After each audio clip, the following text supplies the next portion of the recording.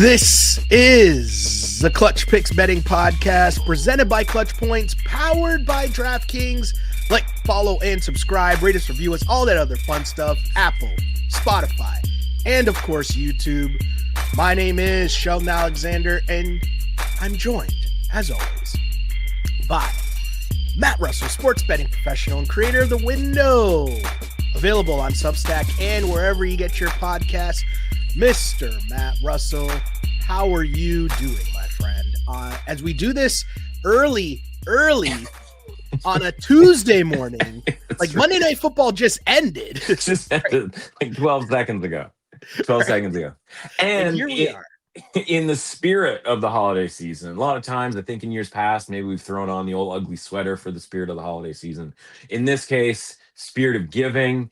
And I'm here, for those listening, not watching, I'm here in my old Chargers Phillip Rivers jersey because he was in the spirit of giving with a late interception yesterday that allowed us to sweep the props in the Monday Night Football game. So a shout out to my guy, Phillip Rivers, who ironically now needs the Chargers, action to happen in the Chargers game for his own team, the Colts, to make the playoffs this year. So maybe he gets a gift this coming weekend, and it's a whole pay it forward type of thing. So shout out, thank you to Phillip Rivers for that late interception to again help us sweep the board last night, or 12 minutes ago, which I'm pretty sure is when Monday Night Football ended, as I have become you've got the 49ers hat on. I think I'm a bigger 49ers fan than you are, but we'll get into that with obviously a massive Sunday Night Football game a little later on.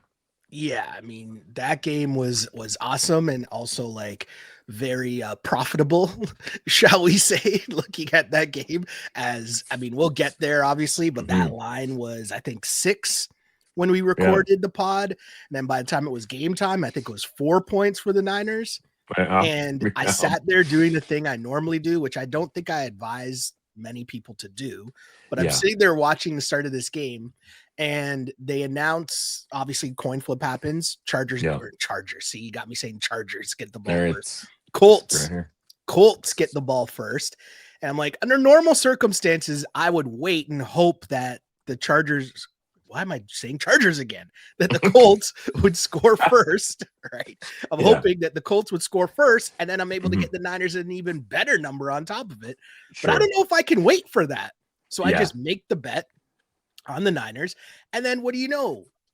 Surprise to everyone, surprise to me, they come out just slinging the ball. I'm like, wait, what's going on here? They take the 7-0 lead.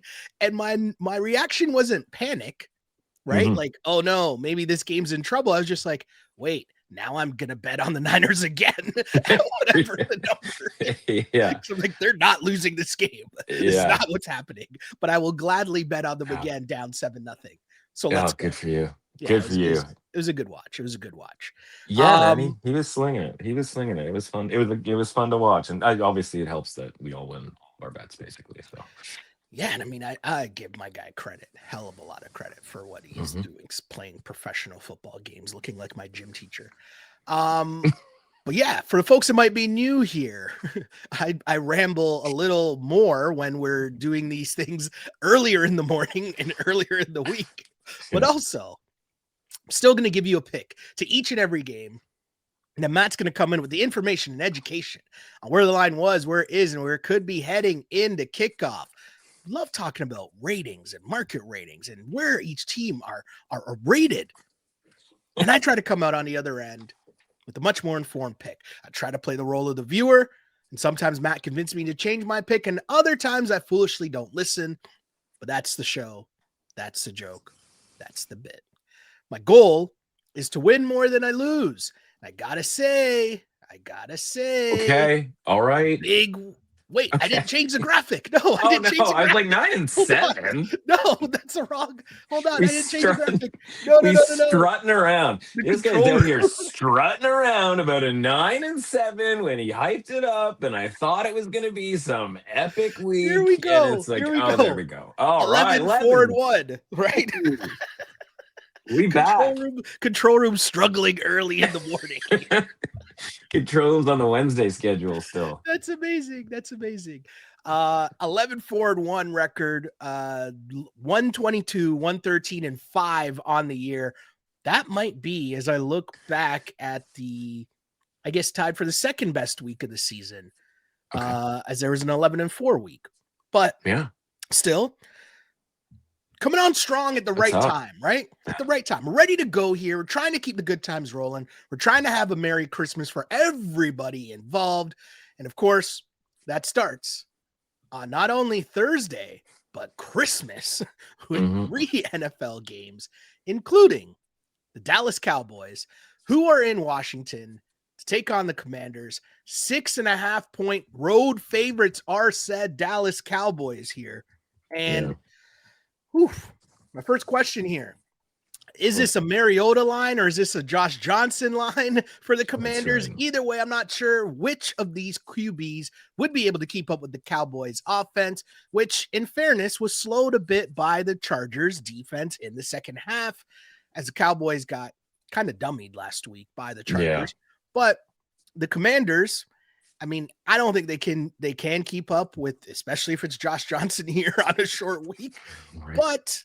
But can't believe I'm doing this, but I'm rolling with the Cowboys here and hoping that Pickens and company can win by a touchdown and outscore a Commanders team that isn't really looking to hot themselves coming off of last week's performance. Yeah.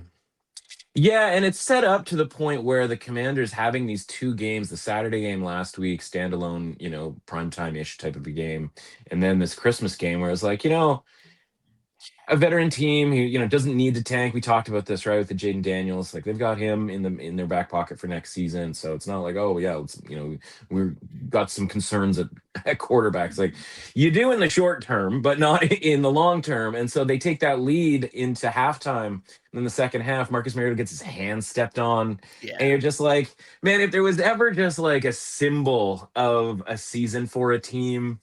And listen, there are some other teams that are pulling stuff off from a positive, lucky standpoint. The Commanders being this unlucky this season, it's just kind of manifested in him literally getting stepped on. And an opportunity that I thought the Commanders had to potentially beat the Eagles last week. And of course, they had the lead in the second half. And so you're asking, obviously, about the line here.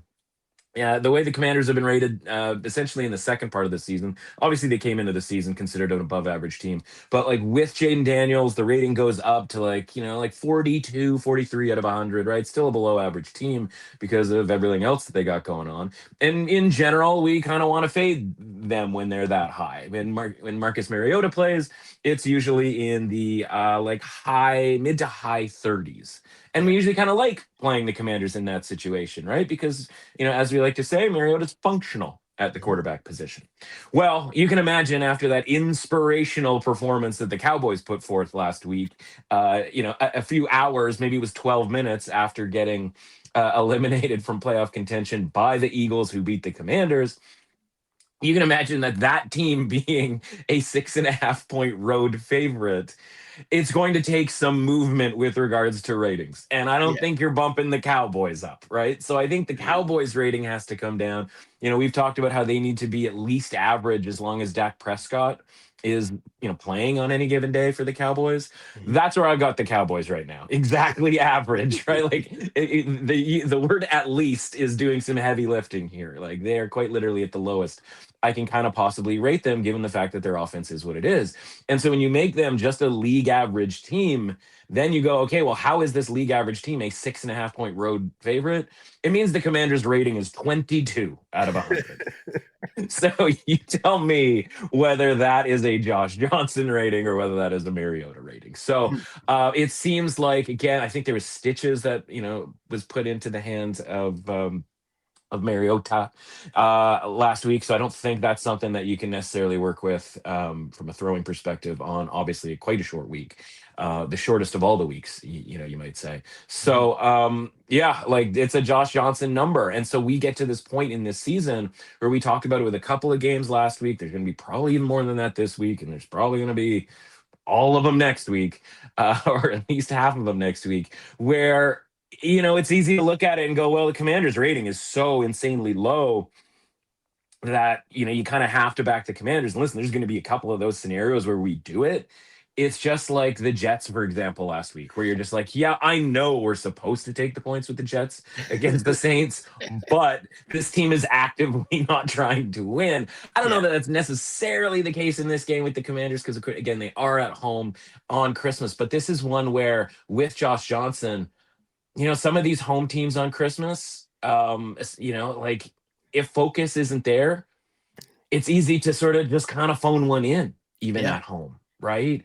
And the defense is so bad for the Commanders, and so banged up, and it's, it kind of had a boost earlier this season when Dan Quinn took over play calling and stuff. But teams adjust to that, and and obviously, if you have the offense to be able to take advantage of a bad defense, there's kind of no adjustments that can really be made, right? And so you can kind of save it for like the Dolphins of the world, right? Or even an offense like the Broncos, where obviously the Broncos are a very good team, but the offense for the Broncos can leave something to be desired. And so, Cowboys still have one of the best offenses in the league, and this is one where I think you just kind of go like, I realize I'm paying a tax here.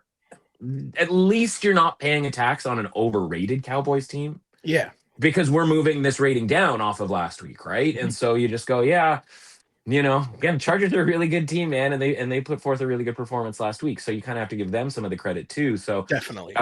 Yeah, I think this is one where it just, it's going to be kind of a sad scene on Christmas Day. Like, how many people are really going to this game?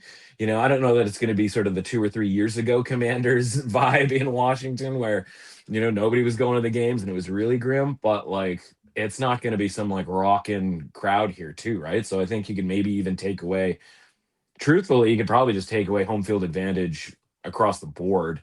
And so, yeah, I think just kind of the talent on the offensive side for the Cowboys is probably going to be the thing that kind of, comes through here. But then, if we find out, again, as we mentioned, Tuesday morning, 9 a.m. here, right? Like, if we find out that Mariota can play, then the line is going to change here. And if it doesn't, then, we have to sort of take a different approach when it comes to this game. So, of course, we have to start week 17, the second jankiest of all the weeks. And you could even maybe say the jankiest, depending on what kind of slate we get next week.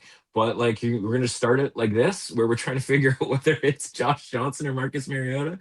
Like, oh, that's just cruel. That is absolutely cruel to try to have a sort of really strong take on a game like this.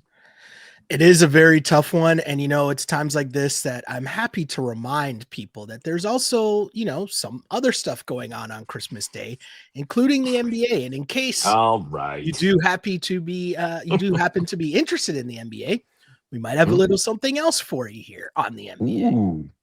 The holidays are heating up on Pick 6, DraftKings' newest fantasy pick'em game. Make your NBA picks for a shot to win big cash prizes this holiday season. Here's how it works. Just choose more or less on 2 or more player stats. The more accurate your picks, the bigger your payout. It's the kind of upside you'll only find on Pick 6, not those other pick'em sites. And it's available in most states, including Texas, California, Georgia, and more.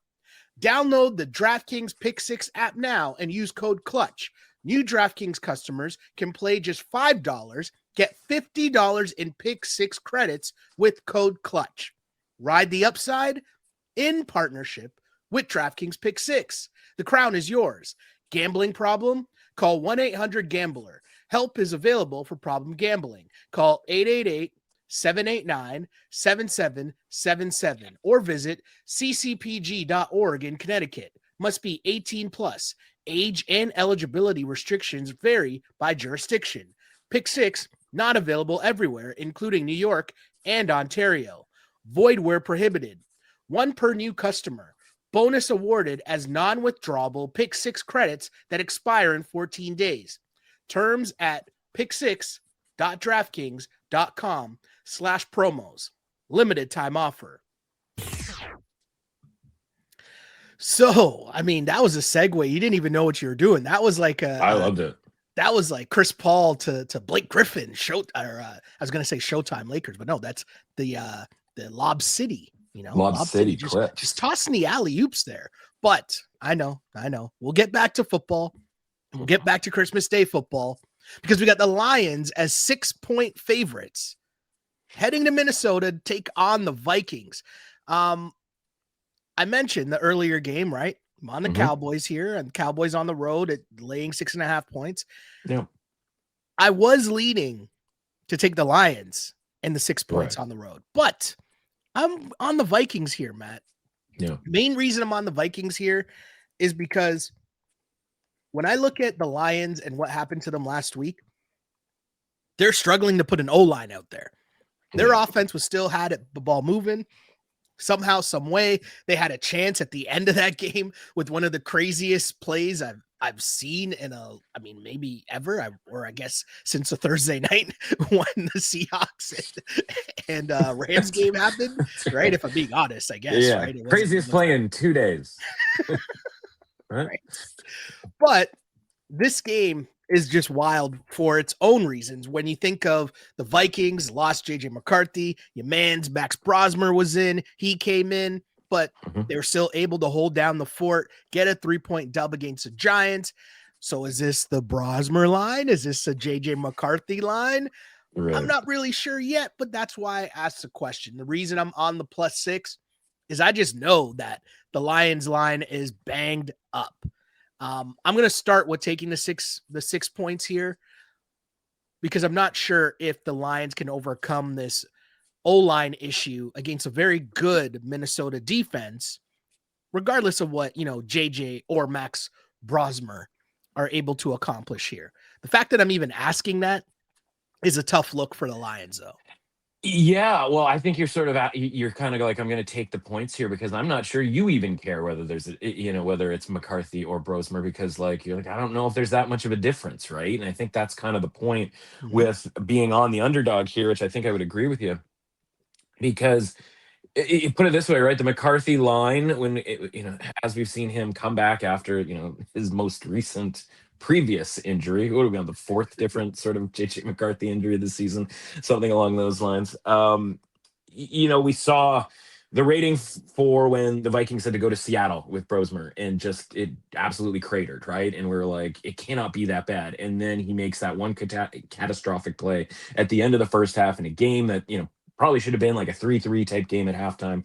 He makes that catastrophic play and it blows everything up. And now all of a sudden he's got to throw the ball a lot, and it's in Seattle, and it's all just kind of a mess. And we'll go back to our guy, Phillip Rivers, here for a second. After last night's game, he was talking about the difference between playing last week and playing this week. And he was talking about going to Seattle, and he's like, we got to go to Seattle. We got to do the, sort of silent count. I had 4 days to prepare and against that defense. And like, he didn't want to sort of say about the 49ers defense, like, they're not the Seattle defense, but he was like, Yeah, we're at home. yeah. I got more time to prepare this time around. He literally knew like the amount of days that he had been there, right? He's like, I'm on day 13 and, whatever. And he's like, and it's a defense that we're familiar with, being that, like, sort of cited Salah and Gus Bradley. So like, that's why it looked better for us offensively. Mhm. And it's like, yeah, I imagine it would, given those circumstances that he just listed. So what does that have to do with this game? Well, for obvious reasons, right? It's a home game for Brosmer.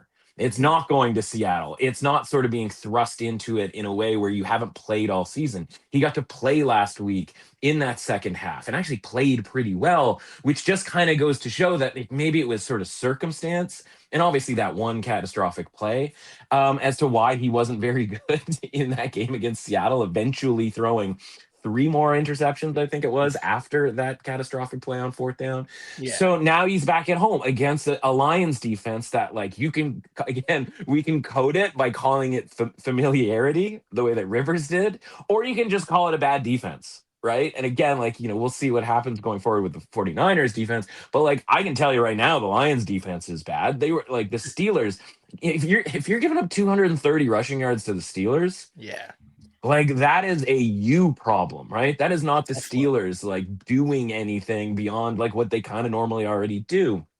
And so, yeah, like, we're not facing the Adrian Peterson Vikings here, but like, Aaron Jones is still functional. He's sort of just as functional as like Jalen Warren is, or we might see like a Xavier Scott, right? The backup to the backup, basically, for in the running back room for the Vikings here. And again, Yeah. like, I can't lay points here with this Lions team that, they didn't officially get the final bullet put in them in that game on Sunday, but like the writing is now like officially on the wall here. Yeah. And listen, they might, pull this off and then somehow make the playoffs here. Obviously, they're going to need some help with I believe they have to win both with the Packers losing both. Yeah. And like I said, maybe that happens. But on a short week, like there's no answers for the Lions defense. Like it's not like, oh, well, let's just tweak a couple of things here and there on a short week. I don't think anyway. And so, yeah, like Brosmer's a little bit scary, but like it's still the Kevin O'Connell like run offense against a Lions defense that he's going to be able to like open some guys up. Already, like Brosmer might have a better connection with Justin Jefferson. Like we talked, I think it was about last week, Yeah. about the McCarthy Jefferson thing, where it's like it seems like it's a joke, right? It seems like somebody's playing a trick on us with how poorly those two sort of connect. Jefferson ends up with the most receiving yards he's had in months, it seems like last week, in that kind of grimy game with the Giants.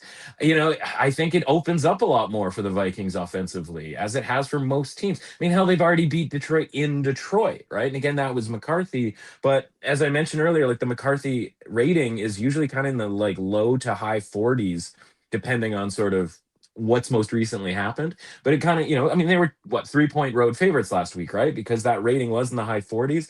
For this to be the case, for there to be a 6-point home underdog situation here for the Vikings, the Brosmer rating is 34.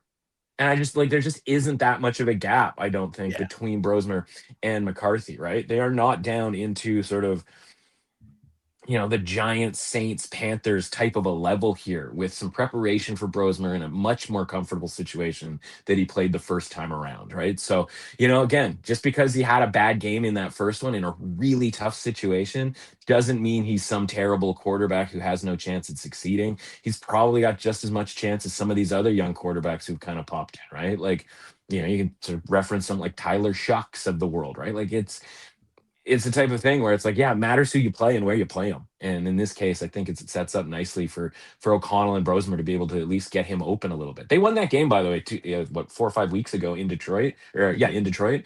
And McCarthy had 150 passing yards. Yeah.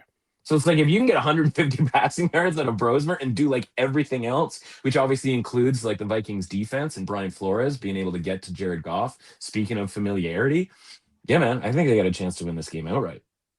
Yeah, super interesting game for sure. And I think, even if the headline isn't there for what you would hope for on Christmas Day, I think this could still turn into a very exciting game, interesting outcome.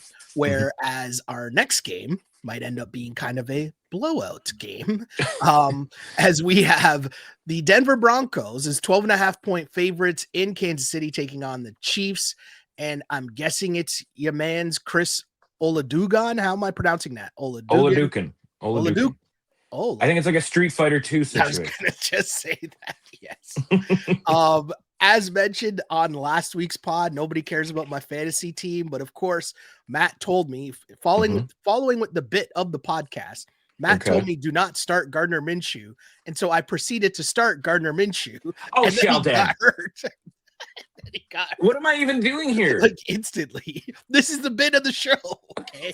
So that I can come back on the show and be like, I started Gardner Minshew, but luckily Puka Nacua and JSN won the week for me on Thursday. So everything was okay. Everything was Who did I tell you to start? I don't think my options are any better. Ewers. Oh yeah. Which would have been way better, obviously. I was gonna say he did some stuff. Yeah, he did some stuff. He was better than, or actually, you know what? Rivers probably would have been the guy to start, and I dropped Rivers, but like nobody, I wouldn't have seen that coming. Like, there's no chance I would have done that and seen that coming anyways. But how this is relevant to this game is because Minshew is out. What are we doing here again? Oh yeah, it's not fantasy football corner. Third string QB in prime time on Christmas Day for the Chiefs. Tough look there. The Chiefs, though, if there was a team that looked like they were ready for Cancun, that would have been the Kansas City Chiefs last week. Yeah. Now you're taking on a Denver Broncos team who need a bit of a bounce back after a tough loss last week at home to the Jags. This is just Broncos rolled to me. I'm going to lay the 12.5 points here on the road. I just think this is a tough ask, to put in your third string QB in on Christmas night in prime time on a short week. I don't know. I don't like that at all. Bounce back for the Broncos. Broncos defense salivating over a third string QB. I'm going to lay the points here. So there's a couple of reasons why I actually like the Chiefs in this game. That's fair. One of them is right down to the basis of like what we do here as far as like just how do we get to this number, right? How do we get to Broncos 13-point favorites on the road? Yeah. So let's not bury the lead here, right? For them to get to this number, given the fact that like the Broncos rating has gone up, right? They win that game against the Packers a couple of weeks ago. Yeah, they lose the game last week, so it ticks back down a little bit, right? We talked last week about how like they've bust through finally up into like the mid to like, high-ish 60s, 65, 66, something like that, where we're like, we've been betting on this Broncos team in some of these scenarios because it's like, yeah, they win all these games and they're still rated in the 50s. It's like, give these guys some credit. Yeah. Well, like credit came after that win over the Packers. And so automatically we had to go the other way last week and take the Jags. And even after we talked, that line went from 3 to 3.5 towards the Broncos. So it was this great scenario where it's like, okay, you want to give me the hook on that? I'll take the hook. By the way, I'm also going to stroll in here on the money line for the Jags. So we end up getting home with that. And so the Broncos rating, it's tricky because of week 18 being the way that week 18 is, like Toby from The Office, we don't have look-ahead lines to sort of compare and contrast and like move the ratings around to really sort of understand how the Broncos are rated from 2 data points. We only have 1 data point. But let's say they get a mild downgrade for that. How do we get, if it's a large downgrade, then this is going to be even crazier. But like, even with a little tiny downgrade here for the Broncos, what does the Chiefs rating have to be for this to be a 13-point? You've got 12.5. There's some juice there over at DraftKings, but like, there's also 13s pretty widely available, minus 110 on either side, Shell. So like, as you know, right, like 20 is sort of our low point, right? That's kind of like the worst team on in the middle of week 9, the worst team in the league is basically rated at around 20, right? And we've called that like kind of the Mendoza line as far as actually like contending for Fernando Mendoza and the number 1 pick. Though I'm not even positive Fernando Mendoza is going to be the number 1 pick, but that's for another day. What do you think? Like, how do you get to the Chiefs? Like, what's the number for the Chiefs here for them to be a 13-point home underdog to the Broncos? Well, I'm going to say I watched probably too much of the Chiefs on Sunday because of my interest in Gardner Minshew. Yeah. And there were a lot of balls thrown at Travis Kelce's feet, a lot of checkdowns to Isaiah Pacheco that were going nowhere, a lot of nothingness.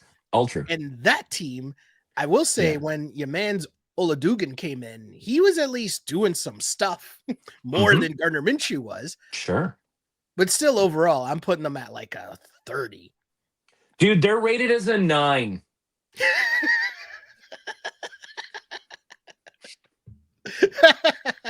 That's pretty good. They're not like, that's how you get to 13. And it's easy to sort of go like, wait a minute, what?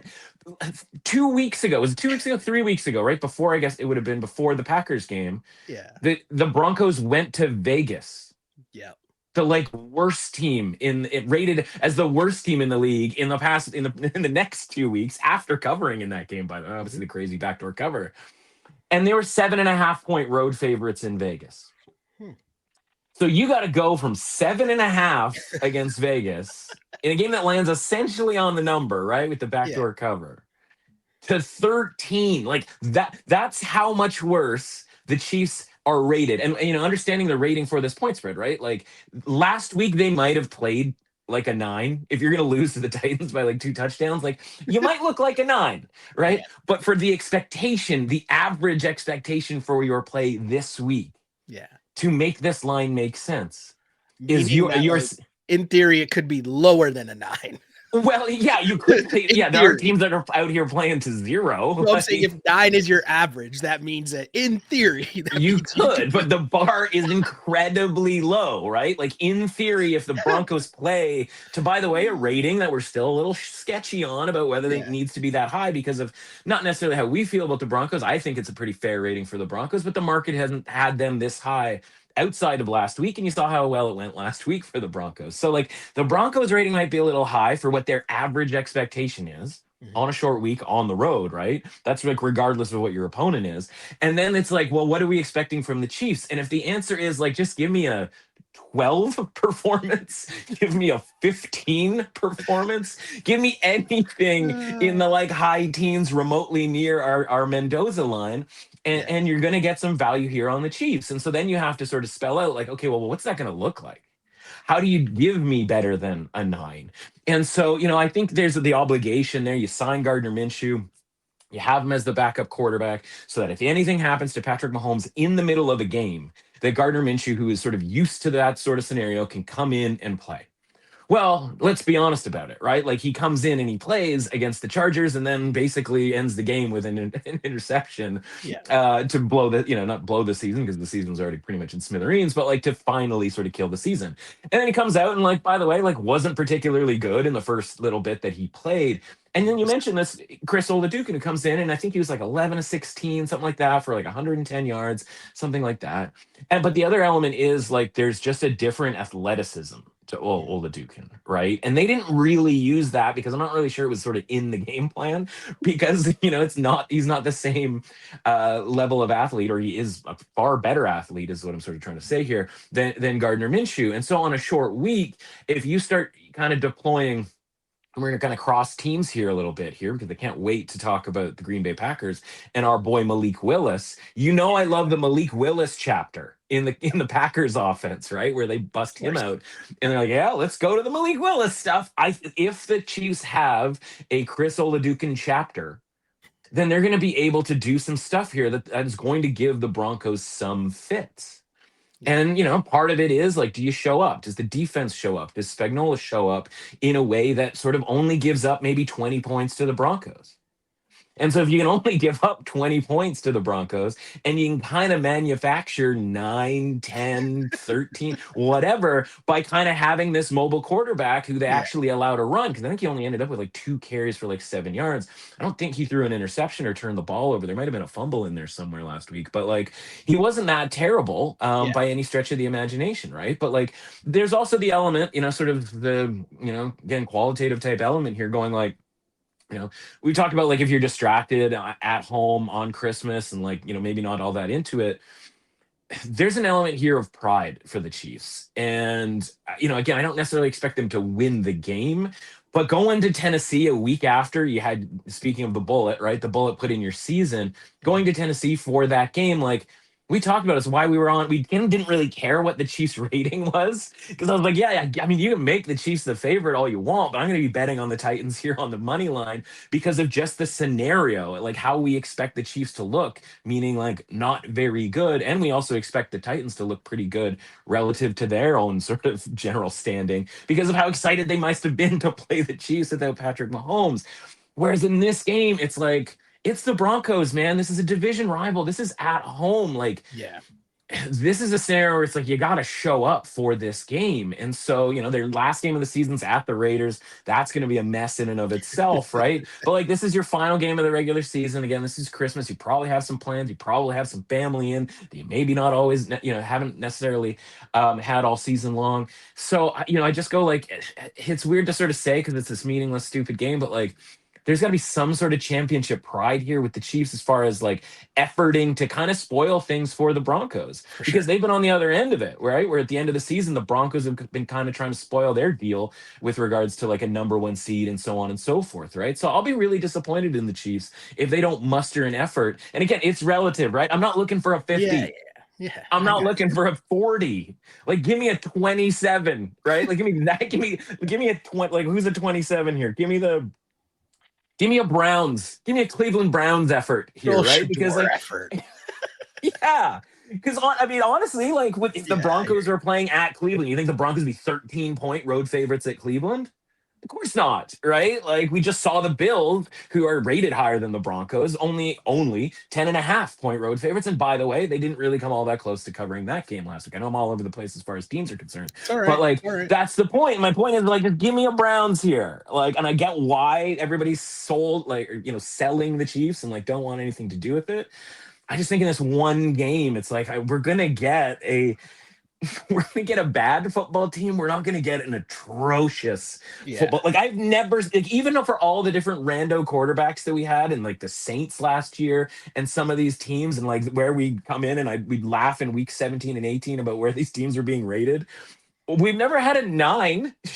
We've never had a single that's digits. yeah, This is that's tough. insane, right? But it's for whatever, for the reasons that you said, where it's like, well, I can't back the Chiefs after watching them lose to the Titans. Like, da, da, da, da. It's like, yeah, man. Like, I'm sure the Chiefs probably thought they were going to beat the Titans. They probably were like, yeah, we just kind of, it's gonna suck that we don't have Patrick and blah blah blah. But we're just gonna, and it's like, well, no, like you need to actually show up for the game in order to compete. And so I Mhm. think they show up and I think they compete Christmas night, everybody watching, that sort of thing, right? It's such a different circumstance than a 1 o'clock game in Nashville when nobody's paying attention. And so again, and the bar is just so incredibly low for what we need from the Chiefs here to kind of keep this a game against, by the way, a Broncos team, right? That like the defense hasn't been particularly great in True. the last 6, 7 weeks, right? It's easy to get that reputation in the first half of the season. Everybody going like this defense, this defense, this defense. That defense got dog walked up and down the field by the Jaguars last week, Yeah. right? And so it's just like, yeah, like can you give me 14, 15 points? Like a bunch of Harrison Butker field goals, maybe a special teams play, maybe a Bo Nix interception or a fumble creating a short field. Like it doesn't take all that much in a pro game, excuse me, to like be able to keep this thing close.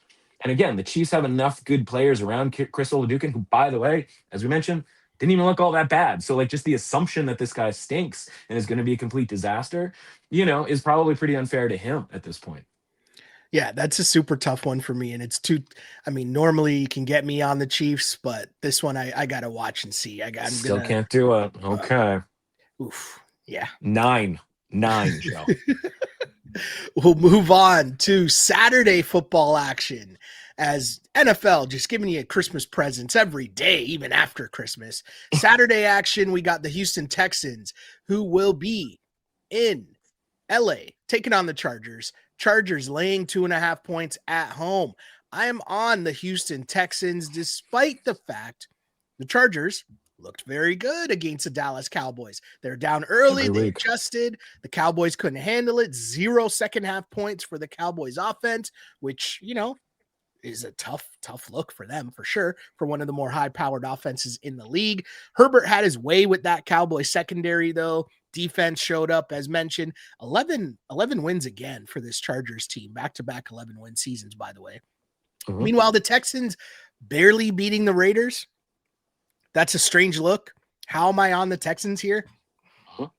Is it possible they were just looking ahead to this game and overlooking a Raiders team that is pretty easy to overlook? I'm hoping that is the case, and I'm hoping they can get it together, despite the fact that CJ Stroud, I'm struggling with CJ Stroud, but I'm gonna gobble up the points here and take Houston plus 2.5. Yeah, I think that's fair. I mean, look at it this way. And, we've been doing this thing with the Texans all season long about like the rating craters when Davis Mills is in there. And again, like I hate to keep bringing up, kind of trashing CJ Stroud in this way, but like every week I feel like we come on and we go, yeah, that game that just happened this past week where the Texans won because they've won a bunch of games in a row. You go like, do you feel like that was a CJ Stroud like masterpiece, right? Where it was like, well, Davis Mills couldn't have done that. And I was Yeah. like, no, not really. In the same way that like when Mills comes in and like he plays and they're sort of way underrated, it's like, yeah, I really want to bet on the Texans in that instance. And so what we've seen from the Texans, literally, as you mentioned last week, being I mean, they were 14-point, home favorites at least, right? At Yeah. least it wasn't on the road. But we because of the previous week, where was what against the Cardinals, right? Where it's like, I mean, everybody's walking the Cardinals up and down the field from an offensive perspective too, right? And so like we've talked about their rating with Stroud getting up into that like mid 60s, like contender type range. And again, all of this is just putting a number to sort of the vibes out there. And so the vibe going into last week was the Texans are this like Super Bowl contender and like nobody wants to face the Texans in the playoffs and yada yada yada. And like they probably should have lost to the Raiders last week. Yeah. Right? Like I'm watching that game like all together way too closely because I ended up with a bet that was all together way too much on the Raiders. Like it ended up working out, especially, after watching Geno Smith throw an early pick six, like we lived to tell about it. But like that was such a ridiculous pick six that in and of itself, you go like, if you just didn't do that, man, like we had a chance to win this game outright. And I wouldn't have had the sort of stones to even bet the Raiders on the money line. But for anybody who did, man, like you really probably should have gotten paid in that situation. And so similar to the Chiefs, it's like, yeah, if you play that badly, like that's just a 1 week sort of deal. And so then you have to go, okay, well, like what is the average expectation? And so when the team is rated as they were into that mid 60s range, which is where like the Seahawks, Packers, Rams, and Eagles all sort of hang out. Mhm. And it's like you could say after they won all these games, you go, like, yeah, that makes total sense. Like I understand why they're rated this high. But again, like that's a level that you have to keep and maintain every single week. It's really hard to do. And so after that, in the sort of look ahead market, Houston was a -1.5 point favorite in this game. And so when it reopens, Chargers -1.5, then -2, and then -2.5. You're like, okay, that's a 4 point swing. That from a rating perspective is going to take a pretty significant adjustment. And so I don't know if we're moving the Chargers up because again, we don't have next week's data point as far as a look ahead line is concerned. Yeah. I don't know if that's an upgrade on the Chargers because they win that game against Dallas, and now we're looking at a team that's won 3 straight games. They've played well on defense. Now, obviously taking advantage of the Cowboys defense and looking good, really good on offense for the Chargers, or it's a massive downgrade to the Texans. But the point is that like the reaction to last week is such that it literally flipped the favorite in a game that on the football field it's pretty obvious, right? It's a Texans defensive line, a defensive front that is going to, in theory, be able to get to Justin Herbert with that offensive line. Cowboys couldn't do it. Herbert had enough time, threw a couple of dimes, some incredible catches, specifically the Quentin Johnston catch, to sort of keep them in that shootout to outlast the Cowboys last week. I think you're probably looking at like a super grimy, like low scoring type of game because again, I don't have that much faith in the Texans offense against a pretty good defense on that side of the ball. Mhm. And but we're getting 2.5 points here in a game that could be that like 17-16 type of deal that has been very similar to the Chargers games previous to last week, right? Where Yeah. it's like they go and they play these grimy games against the Eagles and the Chiefs and come out on top. And so yeah, maybe the Chargers win yet again. But like It's a the tough one. Texans, well, it isn't that tough because the Texans rating is back to where we think it kind of should hang out from an average perspective. It's back into that mid 50s range. And I think that's just kind of the right spot for the Texans. And so if I think that's the correct spot, and then given the fact that the Chargers here with basically no home field advantage are being considered now a better team than the Texans, it's the first time. It's certainly not the first time all season because of obviously the downgrade the Texans took because of Davis Mills and the start of the season that they had. But it's the first time in 3, 4, 5 weeks that the Chargers have been considered the better team here, in this matchup from a rating perspective. And if that's the case, and it's only because of last week and the struggles that the Texans had to kind of get up for that Raiders game, then no, I'm not there for that. So I think that if we're getting this amount, maybe we get to 3. I mean, as you know, it like never really Yeah. gets to 3, right? It Yeah. always sort of sits there at like 2.5. I'll put it this way: like sitting at 2.5. Teaser Yep. Town, USA, right? Like we're running low on options when it comes to games that you can trust the line to be kind of close, Mhm. right? Because the key to teasers, right, is you want the line to be a very accurate reflection of what the game is going to look like. I think this line is a pretty accurate reflection. I think it's going to be a close, really interesting game. And if we can bump this thing up to 8.5, I think that's probably the way to play it. Yeah, super interesting stuff there. And for sure, Texans 2.5, it does, ring true of what you're saying. These lines here, tough to find the 3. So I almost got to start thinking of them as being what we old school used to think of in terms of the 3-point spreads, which brings us to our next game on Saturday night, which guess what? Is also a 2.5-point spread. You got the Green Bay Packers, who are laying 2.5 points at home to said Baltimore Ravens. And this could be Tyler Huntley versus Malik Willis here on Saturday night. Poor NFL. It's just Jordan sick. Love looked like he was concussed on Saturday. Lamar left with a back contusion. Yeah. This really just comes down to, am I wrong for thinking I can trust Malik Willis more than most other backups here? Like that game, I almost called you on Thursday. When did the Packers, the days of the Saturday week night, during Christmas happen? brother. If you had called me on Saturday night, the bleep that you would have heard on the other end of the phone. No, but here's the thing. So the Packers Oh, Bears, I'm no. mad because I'd lost on the Raptors earlier in the night, if I'm not mistaken. Raptors Okay. losing to Boston. Sure. Yeah. So if I'm not mistaken, Raptors lose. Don't worry. There's a point. There's a method to this. Well, I think I remember a Bill Simmons tweet. So the Raptors lose to the Boston Celtics. The only Celtics are on person the tweeting about the second night Celtics. of a back-to-back. Are you familiar? Well, actually, I don't want to say this person's name on the pod just in case to whatever. Okay. But I get a text message from someone that says, Vegas knows something. Oh, God. And it's because the Raptors were favored by 1.5 points to the Boston Celtics. Boston Celtics on the second night of a back-to-back on the road without Jaylen Brown. Yeah. So obviously you're looking at that and you're like, okay, the Raptors have to win this game. Boston's on the second night of a back-to-back. Boston's on the road. Boston doesn't have their best player, Jaylen Brown. Like, how did the Raptors not win this game? Why is the spread only 1.5? This might be the suckerest of sucker bets possible. Oh, boy. Of course, I'm on the Raptors. They get blown out. Peyton Pritchard balling on them in Toronto. So they lose. So I'm now in a bad mood. So I now start watching football. I now see that the Packers are playing the Bears and your man's Jordan Love goes out and it's 6-0 Packers. And I'm looking at this game thinking, if this is for the division and you're the Bears and you're at home and all you got to do is beat their backup QB. That's right. What are we doing here? So what do I do? In-game bet the Bears. Oh, and I know that I just went a whole roundabout way here, but I'm going to be very honest with you. I almost called you because that had to be the most disgusting feeling, winning a bet. Winning a bet, okay? Even after I brought up the Raptors thing to tell you how, like, down in the dumps I was, it should have been feeling better because, hey, here comes this miraculous comeback win on the Bears. And instead I'm watching this game and I'm like, yo, this is gross.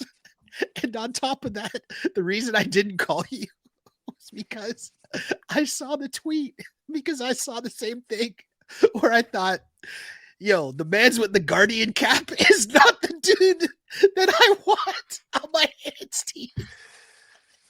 And I was like, yo, I thought the same thing as soon as I saw it. As soon as I saw it, I thought the same thing. I'm watching this. I'm like, yo, I don't know if that's the guy. And I'm like, you know what? I'm not going to call Matt right now because it's it wasn't going to go well. So I apologize for that whole preamble. Yeah. But I feel like it was all relevant to just put us in the moment here to talk about the Green Bay Packers and what happened to them last week, but our confidence in them heading into this week with Malik Willis. Yeah, sorry. You put me reverted me back into my headspace of Saturday, where Sunday actually it was a really good day as far as like from a betting perspective. And at this time of year, you got to find time to get the stuff done that you need to get done, right? And so I squared off Sunday morning to do Christmas shopping so that I could get back obviously in time for the games. And my wife was kind of like surprised that was the time that I chose. And I told her, honest to God, like, what am I going to do? Like, turn on pregame shows for Sunday and then have them recap that atrocity that was the Packers and the Bears last night? And I said it in far more colorful language along with, that involved sort of, I'll say it, some masturbatory references about like the people going nuts about Ben Johnson and Caleb Williams and the throw. My God, the throw. The throw. I felt so gross. And I appreciate that note, right? Because like people are like,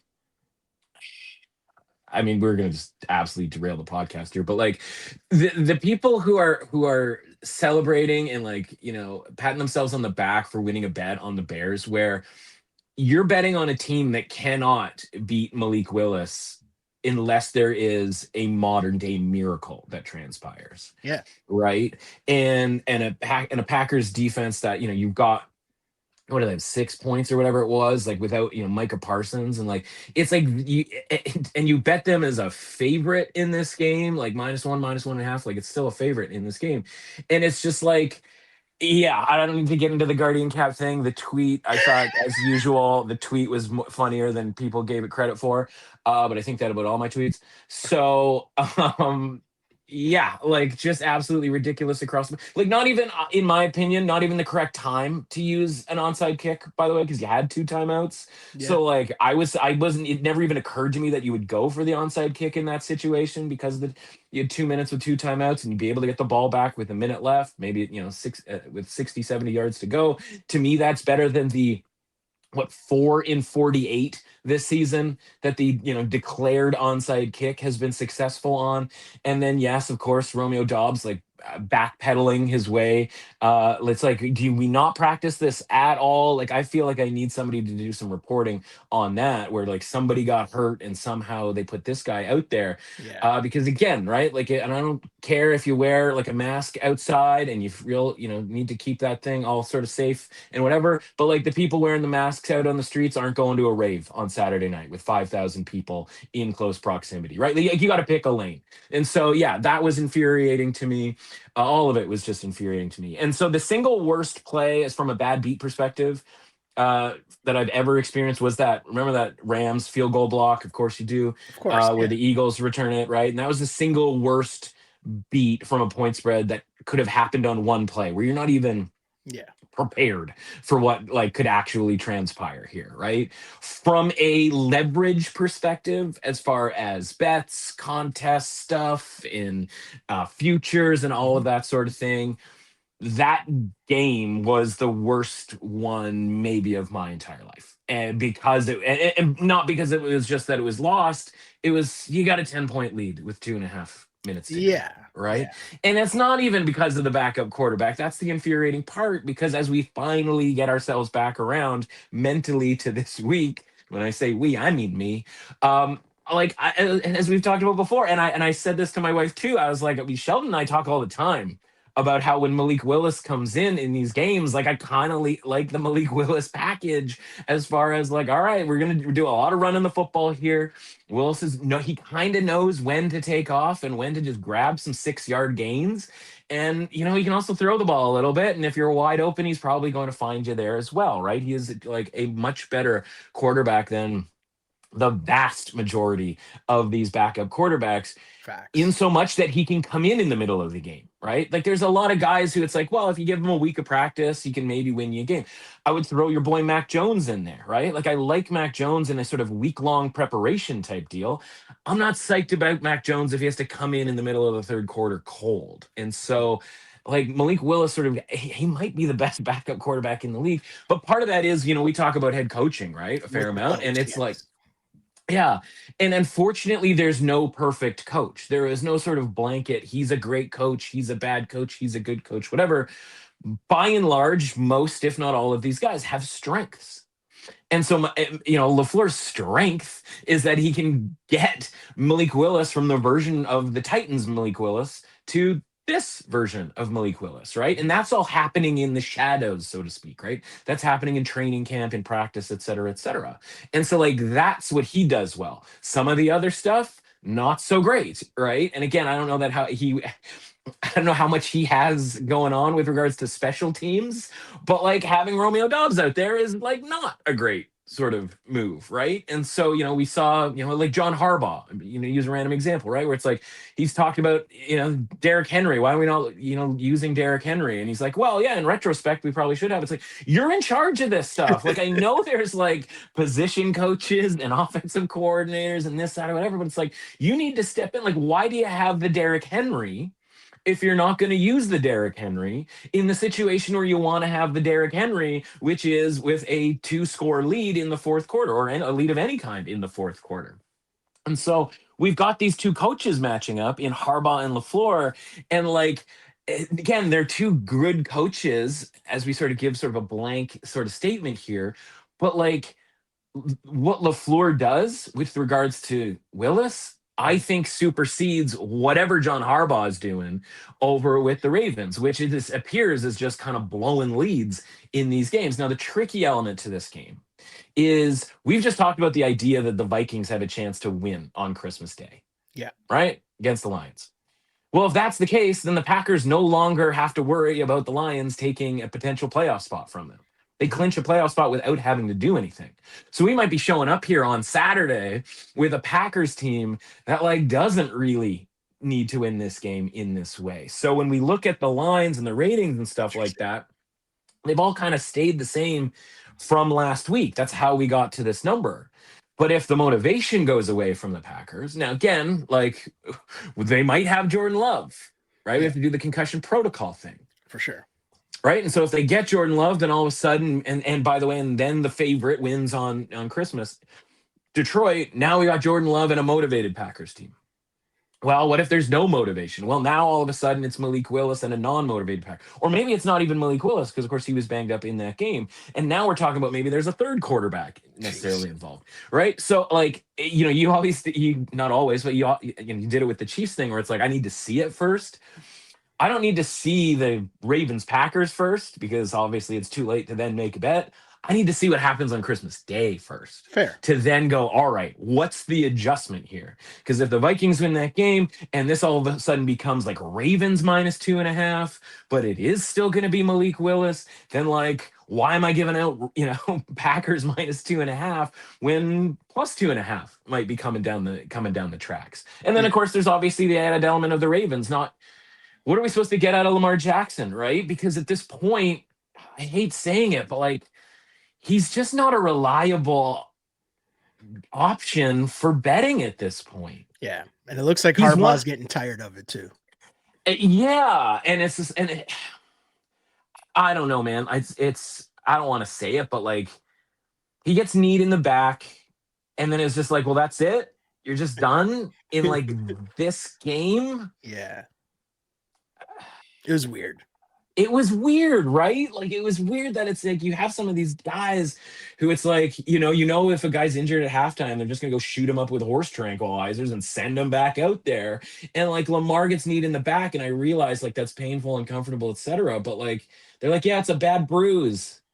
The season's on the line. The season's on the line, man. And like I'm looking around some of these other guys, and it's like I imagine like they're in a lot of pain out here. Like just look around at the league and look at all the guys who are injured. Look at all the quarterbacks. I mean, obviously this game being one of them where it's like, yeah, there's a lot of dudes who are injured, like injured, and therefore sort of missing these games down the stretch. And like everybody's banged up. The season is too long. We probably had it correct when it was a 14-game season back in like 1982 or whatever the hell it was, right? But it's like we keep adding these games and then we expect the last 3 weeks of the season to be everything like cool and everybody's fine. It's like the human body's not supposed to do that. So I acknowledge that that's the case, but a lot of these guys are still out there and he's not. And so if the bar, speaking of bars, like if the bar gets lowered as to what he's going to be able to play through in these must-win games, then like how am I supposed to bet on that? And then Yeah. the coach can't even put the other quote-unquote star player on the field for the last 12 minutes and 40 seconds. And so now it's all of a sudden, like I didn't bet the game on Sunday night because like even going into it, the line moved to 3.5. And I was just like, is this like Chiefs and Texans from a couple weeks earlier? Remember, it was like all of a sudden that line on Sunday night was like 5.5. It was like, what? Like, based on what other than people just assuming that these teams are good when in reality like the Ravens are not good. They haven't been good all season, right? And we got tricked into thinking that, oh, they're going to come back and they're going to make this run because they win some of these games against these bad teams when Lamar comes back. But like when push comes to shove, it's a mess. The whole deal is a mess, right? Harbaugh's a mess. The usage on the running backs, and even Lamar's healthy. Like it gets super, as you and I've been talking about for 5 years. Like it can get super sloppy and turnover prone. And this team's gonna go to Lambeau and like in the cold. And I'm supposed to expect 60 minutes if Lamar even plays. And if he doesn't, it's Tyler Huntley in the cold like another Miami guy, like he might as well be a Dolphin. You know what I mean? Like, and it's just like, I don't want anything to do with that. So the point is, I was like, I'm going to want the Packers in this game, but I'm also going to want to know what the Packers are playing for in Yep. this game. Totally makes sense. Totally makes sense. My apologies for the long preamble with that one, which sets us back Oh, here. So we got to like speed yeah. through a couple more of these There games are some here. games. There There are are some some games there's that we'll some be able games to here as we move to skip. Sunday's action here. Let's do We it. got the Eagles who are in Buffalo to take on the Bills. Buffalo Bills favored by 1.5 here. With the Eagles, I'm on the Eagles in this one, and I got a couple questions though for the Eagles, despite me being on Sure. them. What's up with Jake Elliott? I don't know. The Oh, the Eagles, are they back or did they just play the Raiders and Commanders? Word yeah. is, word is, I would need some confirmation. Are Jalen Carter and Lane Johnson, are they back? I got a lot of questions here for the Yeah. Eagles, but I'm on the Eagles on a Tuesday morning here. The Buffalo Bills, meanwhile, they almost blew that game to the Browns, but held on for a 3-point win despite being 10-point faves. But this season, the Bills are like 1-5 against the spread against like 500 teams. I mean, Mm, just throwing that out there. mm, A battle of two good teams. Neither of their fan bases seem to trust them right now. yeah. But I'm going to be on the Eagles here. I'm on the Eagles. Yeah. I love that you're like, all right. First of all, you absolutely send me down like a rabbit hole of pain on the previous game. And then you're like, we need to pick up the pace. And then you bring up the most complicated game on the board. It's like, let's just keep this thing going. And you're like, well, can we do some? Is there a Titans game we can work off of here really quickly? I mean, listen, we're going to talk about every game no matter what. So might as well talk about this one in at least some extensiveness here. I mean, fair enough, though. You did say sort of everything that kind of needs to be said. The one thing that is sort of interesting here, and again, it's sort of proven, if you will, by the fact that they were 10.5 point road favorites against a football team last week, is that with the Rams being without Devontae Adams last week, being underdogs against the Seahawks, essentially being dropped down to the rating level of the Seahawks, which is below the Bills. Based on closing lines last week, the Bills are the top power rated team in the NFL based off of closing lines last week. Now, Okay. you and I both know that the Bills are not the best team in the league. The Bills are Josh Allen, James Cook, and a bunch of absolute jabronis across the board here. And so, like, how much can those two guys do on a weekly basis is basically the question you have to ask about the Bills on a weekly basis. And Yeah. so, meanwhile, Josh Allen like kind of hurts his foot last week, which was like suboptimal. James Cook takes over the rushing lead, which we like over at the window with a couple weeks to go. But like, this is going to be a tricky game. And it's also tricky because of that aforementioned Ravens loss to the Patriots, because now the door, if we're being pretty honest about things, has largely been kind of shut on the idea of the Bills getting that division, because the whole plan, if you will, was Bills beat Patriots, Bills win out as favorites the rest of the way, even in this game where they're a 2.5 point favorite at home. And the Patriots lose at Baltimore, 3.5 point underdogs, not the craziest sort of thing. And then even with the Patriots beating what is the Jets and the Dolphins down the stretch here, then the Bills sneak in, Yeah. or sneak into the division. Well, again, thanks a lot, Ravens. Thanks a lot, Nate Wiggins, for not intercepting that pass late. Thanks a lot, coaching staff for not putting Derrick Henry in. Now, all of a sudden, that whole division kind of becomes pretty lame. And so I just kind of wonder whether there's a little bit of an air out of the tires deal here for the Bills, who, by the way, like I still think are overrated. Problem is, I also think the Eagles are overrated because of the reason that you just mentioned, right? So when I say it's complicated, it's because both of these teams. I mean, listen, the Bills right now, again, because of the drop to the Rams, which is going right back up, by the way, based on the line that we're going to get to on Monday Night Football. But like again, even if you call the Bills the second, best team in the power ratings for the betting market, like I would still have a problem with that. Yeah. And so, again, I can't really back the Bills in this situation. But like you mentioned, I only really can do it if the Eagles have the players that I think the Eagles need to have to be able to sort of battle with Josh bleeping Allen here. Yeah. And again, it's an Eagles team that had what, like 7 points in the first, half of the game against the Commanders last week. So maybe this is a scenario once we find out the injury type of deal. Maybe this is at 2.5 points. Maybe a scenario where we pop this thing up to 8.5 and we combine it with the Texans on Saturday night and kind of have a 2-day teaser type situation just to kind of, honestly just hope for a close game between two teams that still have a lot to play for. Even though with the Bills, like it's kind of not as much as we hope they might have to play for. No, I'm totally with you there. Did I miss this line? Did this line move back to 2.5 here for the Buffalo Bills? Yeah. He's asking me this on a Tuesday morning show. Last I had it was 2.5. My Sorry, I'm mistake, looking. pal. I'm looking right now as No, well. you're right. There's It's a one. two. There's a two still meandering about. That's yeah. It was 2.5 and it's dropped down to two at some places. It's The at place, two. Okay. put it this way, the place that I would make a teaser bet because they offer -120 on two team 6 point teaser. That place has it at two. You can bump that up to 8. You're still doing what you need to be doing as far as teasing that game. I'm going to officially move the line here on said podcast to 2. Okay. Wait, what is it on our official?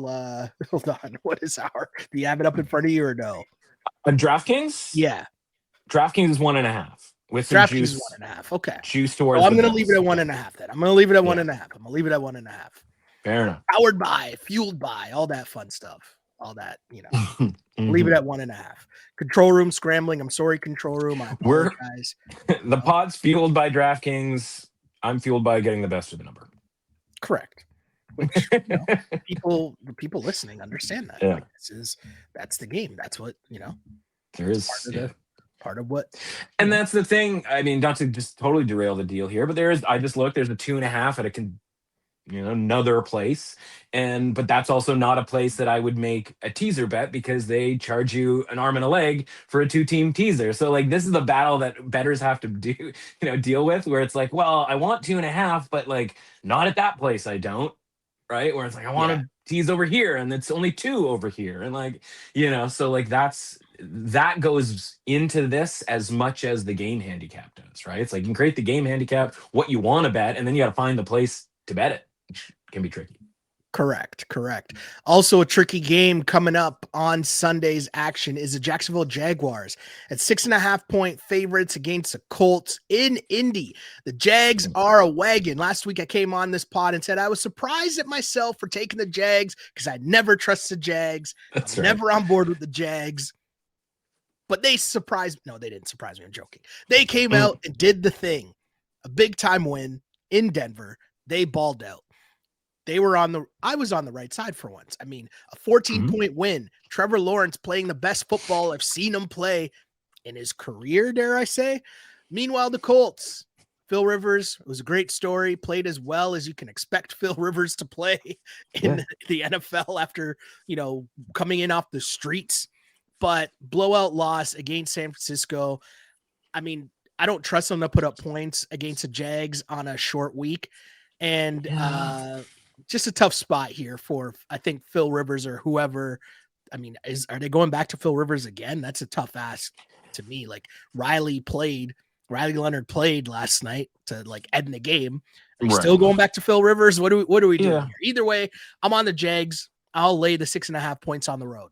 Well, and I think that's a sort of a micro piece to this for the bigger picture, right? Which is with that game happening the night before, right? It's kind of like the Detroit, Minnesota thing with regards to the Green Bay thing.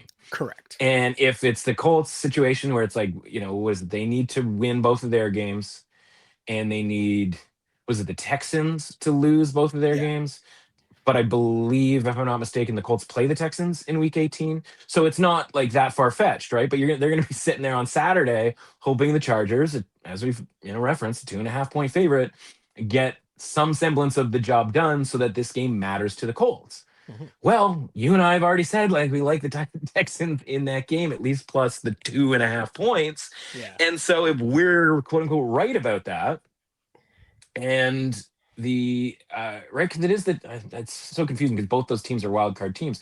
But like the point is like if the Colts don't have anything to play for, then I mean that would be the only scenario where you would go to Riley Leonard and be like, are we going to play out the string? Because otherwise, like again, his second time I'm going to reference this post game media availability for Rivers yesterday, but he's like, he's just stoked to be playing football. And like, he was coming, beyond the talk about like the 49ers, like the talk about in general, this return is like, he's trying not to sort of say like, this is super fun for me. Yeah. because they've lost the 2 games, like he doesn't want to say, like, I'm so glad I'm back, like just doing this stuff. Yeah. And I just don't think that there's going to be a scenario where he comes back, plays 2 games, and then even if they get eliminated, they just go like, sorry, man, like, we're going to go with Riley Leonard, even though I think that's probably the correct move. Yeah. It just kind of seems like, he's doing them this favor Mhm. and they're just going to ride it Ride out for it out. 4 games, right? And Yeah. it's like, yeah, like, ideally you get Riley Leonard 2 more games, but honestly, just play him more in the preseason next year, right? Like, is it really going to make that much of a difference? Right. Especially, by the way, it's like, I don't think anybody sort of has Riley Leonard penciled in to be the guy next year. Like, he is just kind of a backup. And it's so at this point, he's not a dude where it's like, well, we have to get him prepared to be the franchise quarterback. And it's like, I think we've seen enough of Riley Leonard back to the Duke days and the Notre Dame days to just be like, yeah, this isn't that starting quarterback in the NFL. Like, let's Mhm. not get crazy here.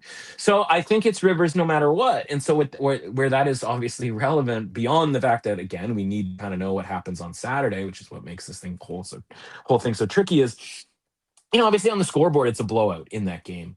But, if you're laying, as we were, 5.5, 4.5 points, you're sitting there waiting for the 49ers to kind of have to settle for a field goal to go up 10 and then have the Colts just strut in with Riv just throwing the ball around and just Yeah. strutting through the back door and have that game be sort of a 3-point game final.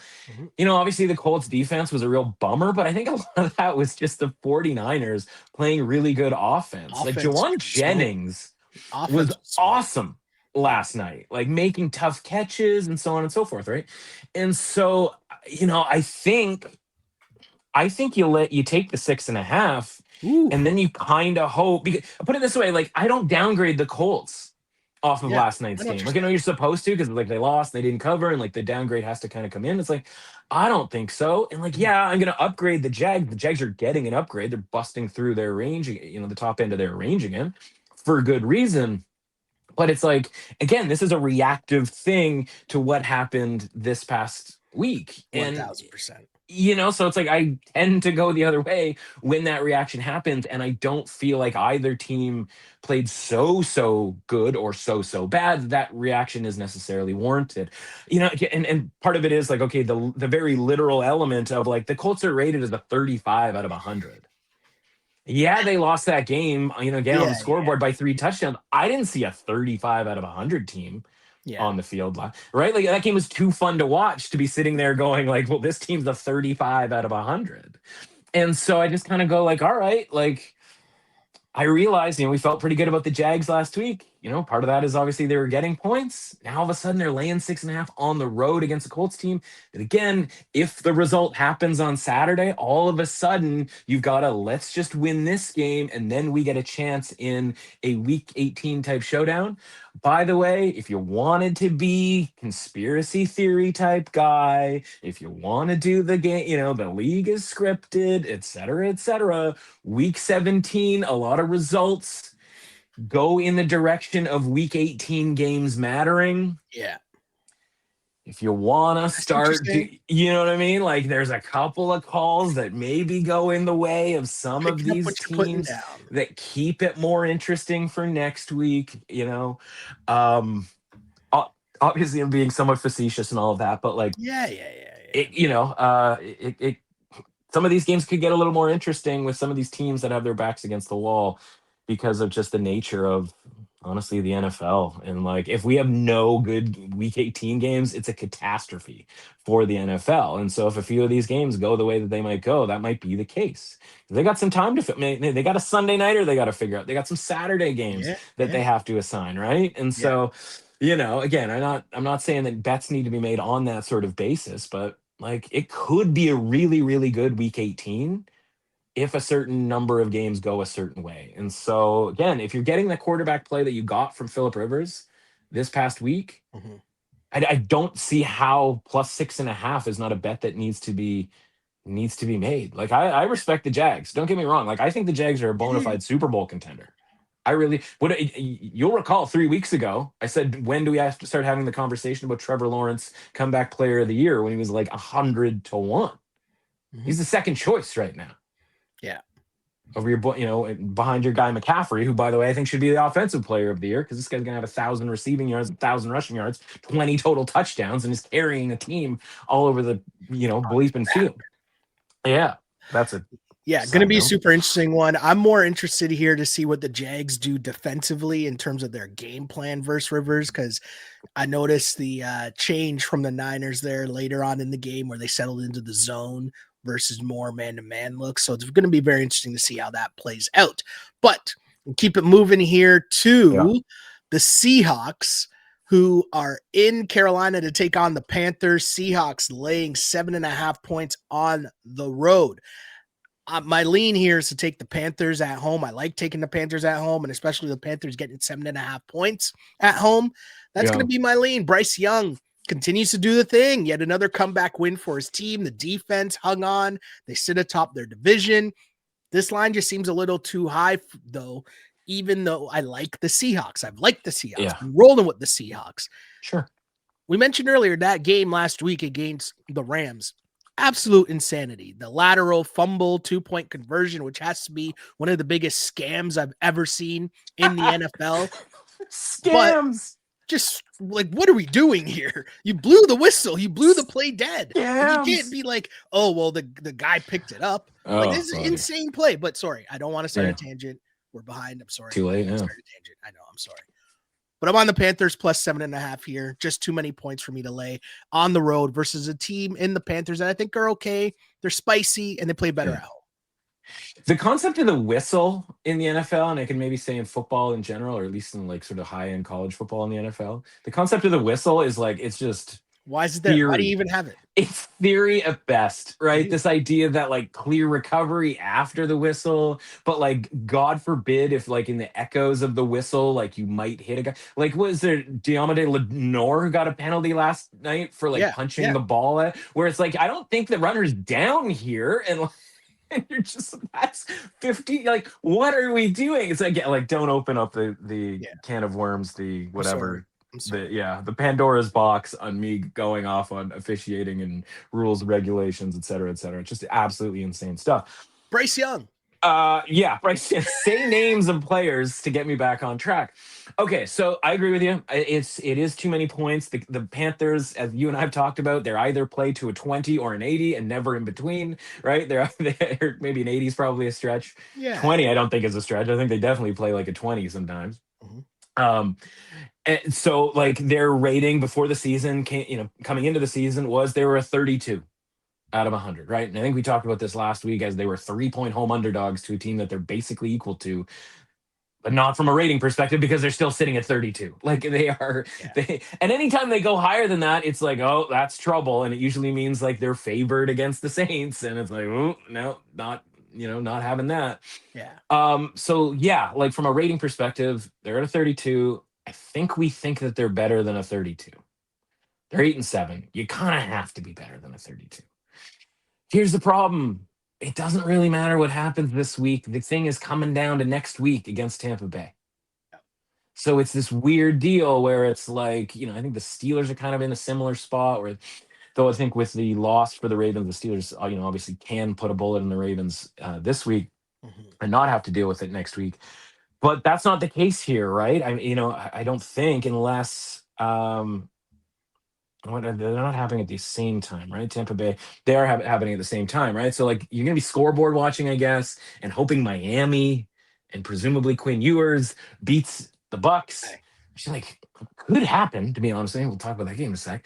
But it's like it's this really sort of janky situation where it's like, you have a backup plan, and I hate the idea of going into a football game when you have a backup plan for what you need to do. Meaning, like, hey, if we lose this game, we still have next week. Yeah, it's never right. And even if we win this game, we still might only just have next week. Yeah, it's like they have to win and Tampa has to lose for it to really matter. And so that's the part that concerns me for a team that can absolutely lay an egg at any given moment, right? If they were a team that just stood and played like a 32 every week, I'd have no problem being like, yep, Carolina. And I still might take the points with Carolina. I'm certainly not laying it with Seattle. Let's just put it that way. I'm not going to be doing that.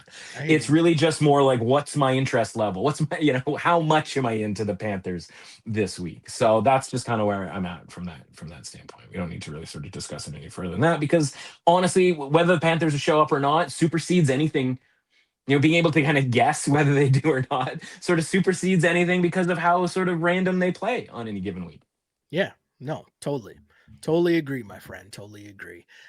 We go on to the Pittsburgh Steelers, who are laying 3.5 points in Cleveland to take on the Browns. I'm on the Steelers here, laying the 3.5 points on the road, and it's mostly because Shedeur Sanders, like, this is about offense, right? And both of these offenses aren't that good, but I feel like the ask of both of the quarterbacks, Aaron Rodgers can throw checkdowns all day and do that fairly easy, whereas Shedeur still struggling, holding on to the ball a little too much, plus Junkins being out. That's not good for the Browns at all.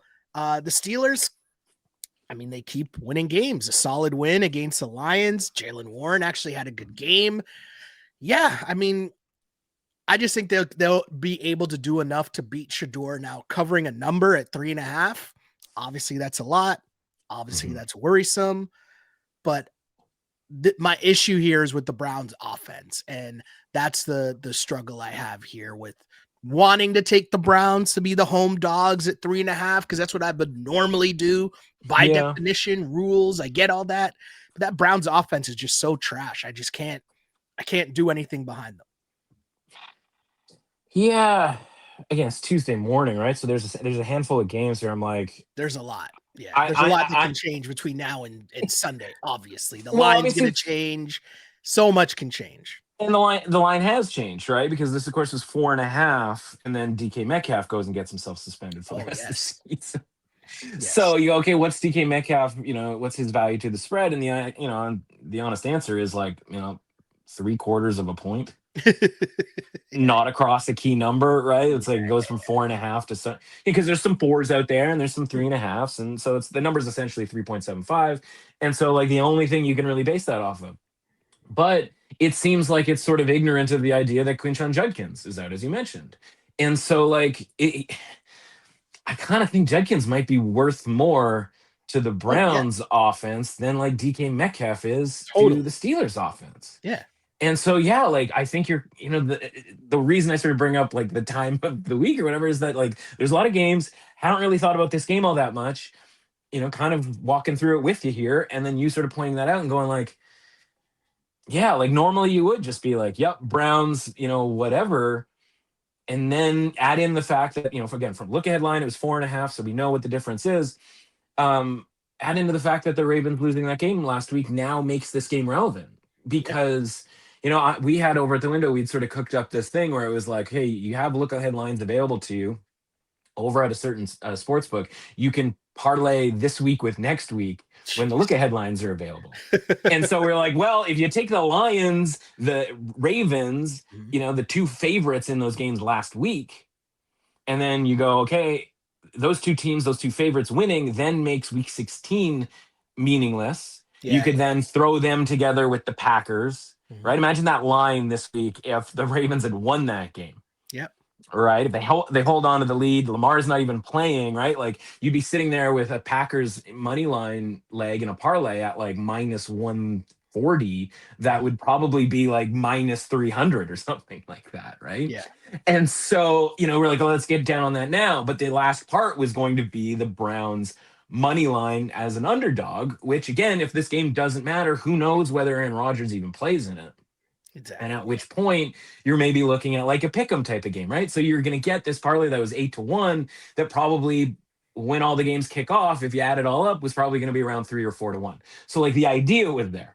Problem was the Steelers are somehow all of a sudden so good, they just stroll into Detroit, win that game, blow the parlay up before it even starts, and then the Ravens lose that game. And so now this game matters to the Steelers.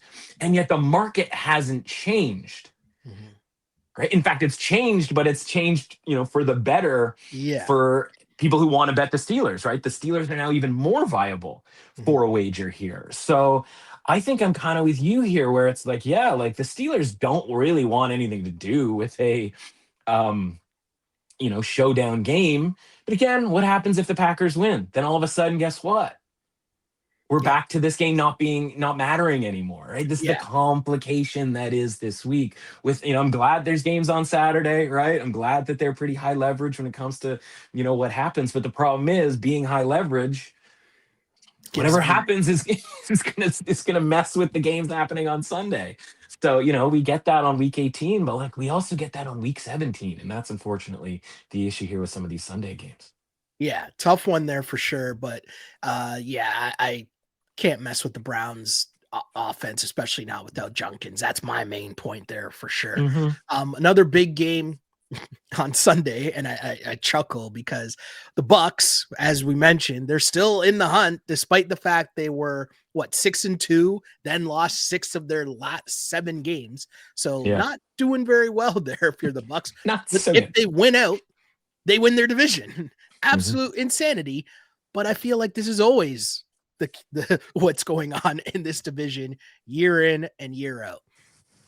Despite all that, though, in this game, I'm getting 5.5 points at home with the Miami Dolphins. And I thought Quinn Ewers, I Hmm. don't know why I like saying it like that, but he looked all It's right. fair.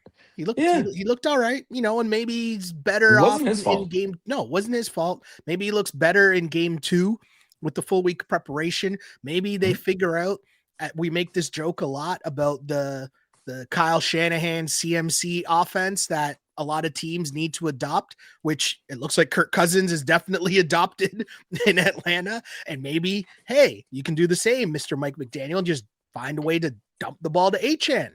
Might That's work right. for you a little bit there. Either That's way, right. I'm on the Dolphins plus 5.5 points here because the Bucs are just a tough show, a tough operation right now. And for giving me 5.5 points for the home team, I'm Mhm. gonna take it. A home team that obviously is still trying to like do stuff and like win. Yeah, there's a possibility that, like, listen, if Joe Burrow cares and if Joe Burrow has Jamar Chase and T. Higgins, Mhm. like the offense for the Bengals is often going to look pretty good. And when you're playing a Dolphins defense that is not particularly good, and you give them a couple of turnovers, like Ewers had 2 interceptions. I think one was sort of in the flow of like, when the game was in the balance. But I think Yeah. the key play was actually a Greg Dulcich fumble Mhm. that kind of turned everything. Because I mean, there was a point in that game where I was going like, I should have bet more on Miami here. We were like getting these points that they were getting. And of course, the game ends 45-21. And you're like, glad I didn't. Glad I didn't. So that game gets out of hand for them. And, obviously we can do the thing. Like if they quit, how long does it take? Sometimes it's not like, are you quitting on a game to game basis? Yeah. Right. Like the Dolphins haven't quit on this game yet. But if it gets weird, they're not going to be like down 10, like let's give it our all here. So there's obviously the concern element for that. So the question is like, can they start well? And really more the question is like, can the Buccaneers start well? Can the Correct. Buccaneers kind of do anything? Because like it's one thing when you have a bad defense and Joe Burrow comes to town and he actually cares and is hucking it around to T. Higgins and Jamar Chase. It's another thing when this broken Tampa Bay Buccaneers operation comes to town. So, Yeah. like, I think the Dolphins can hang in this game. Again, I don't have much respect for the Buccaneers defense at this point. The whole, again, like, you can do the thing where you itemize the players that they have, right? And you're like, okay, Mhm. well, they have this guy, this guy, this guy, and this guy. It's like, yeah, but like I'm watching the whole deal, like I'm watching the meal getting made here, and like it's a bad taste. It's a bad meal. Yeah. And so like we're gonna do 5.5 on the road. And this is the need to win tax. Mhm. This might be our first, I mean, again, depending on what happens throughout the rest of the week, this might be our first need to win tax that we tend to get I towards the like end it. of this season, right?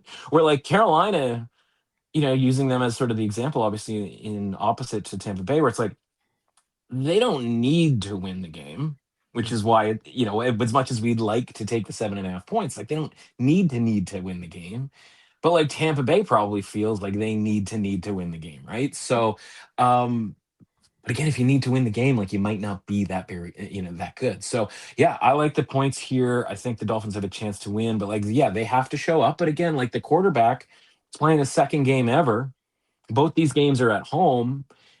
Again, going back to the Phil Rivers thing, like I think the second game is going to be better than the first, and I didn't really think the first game was all that bad.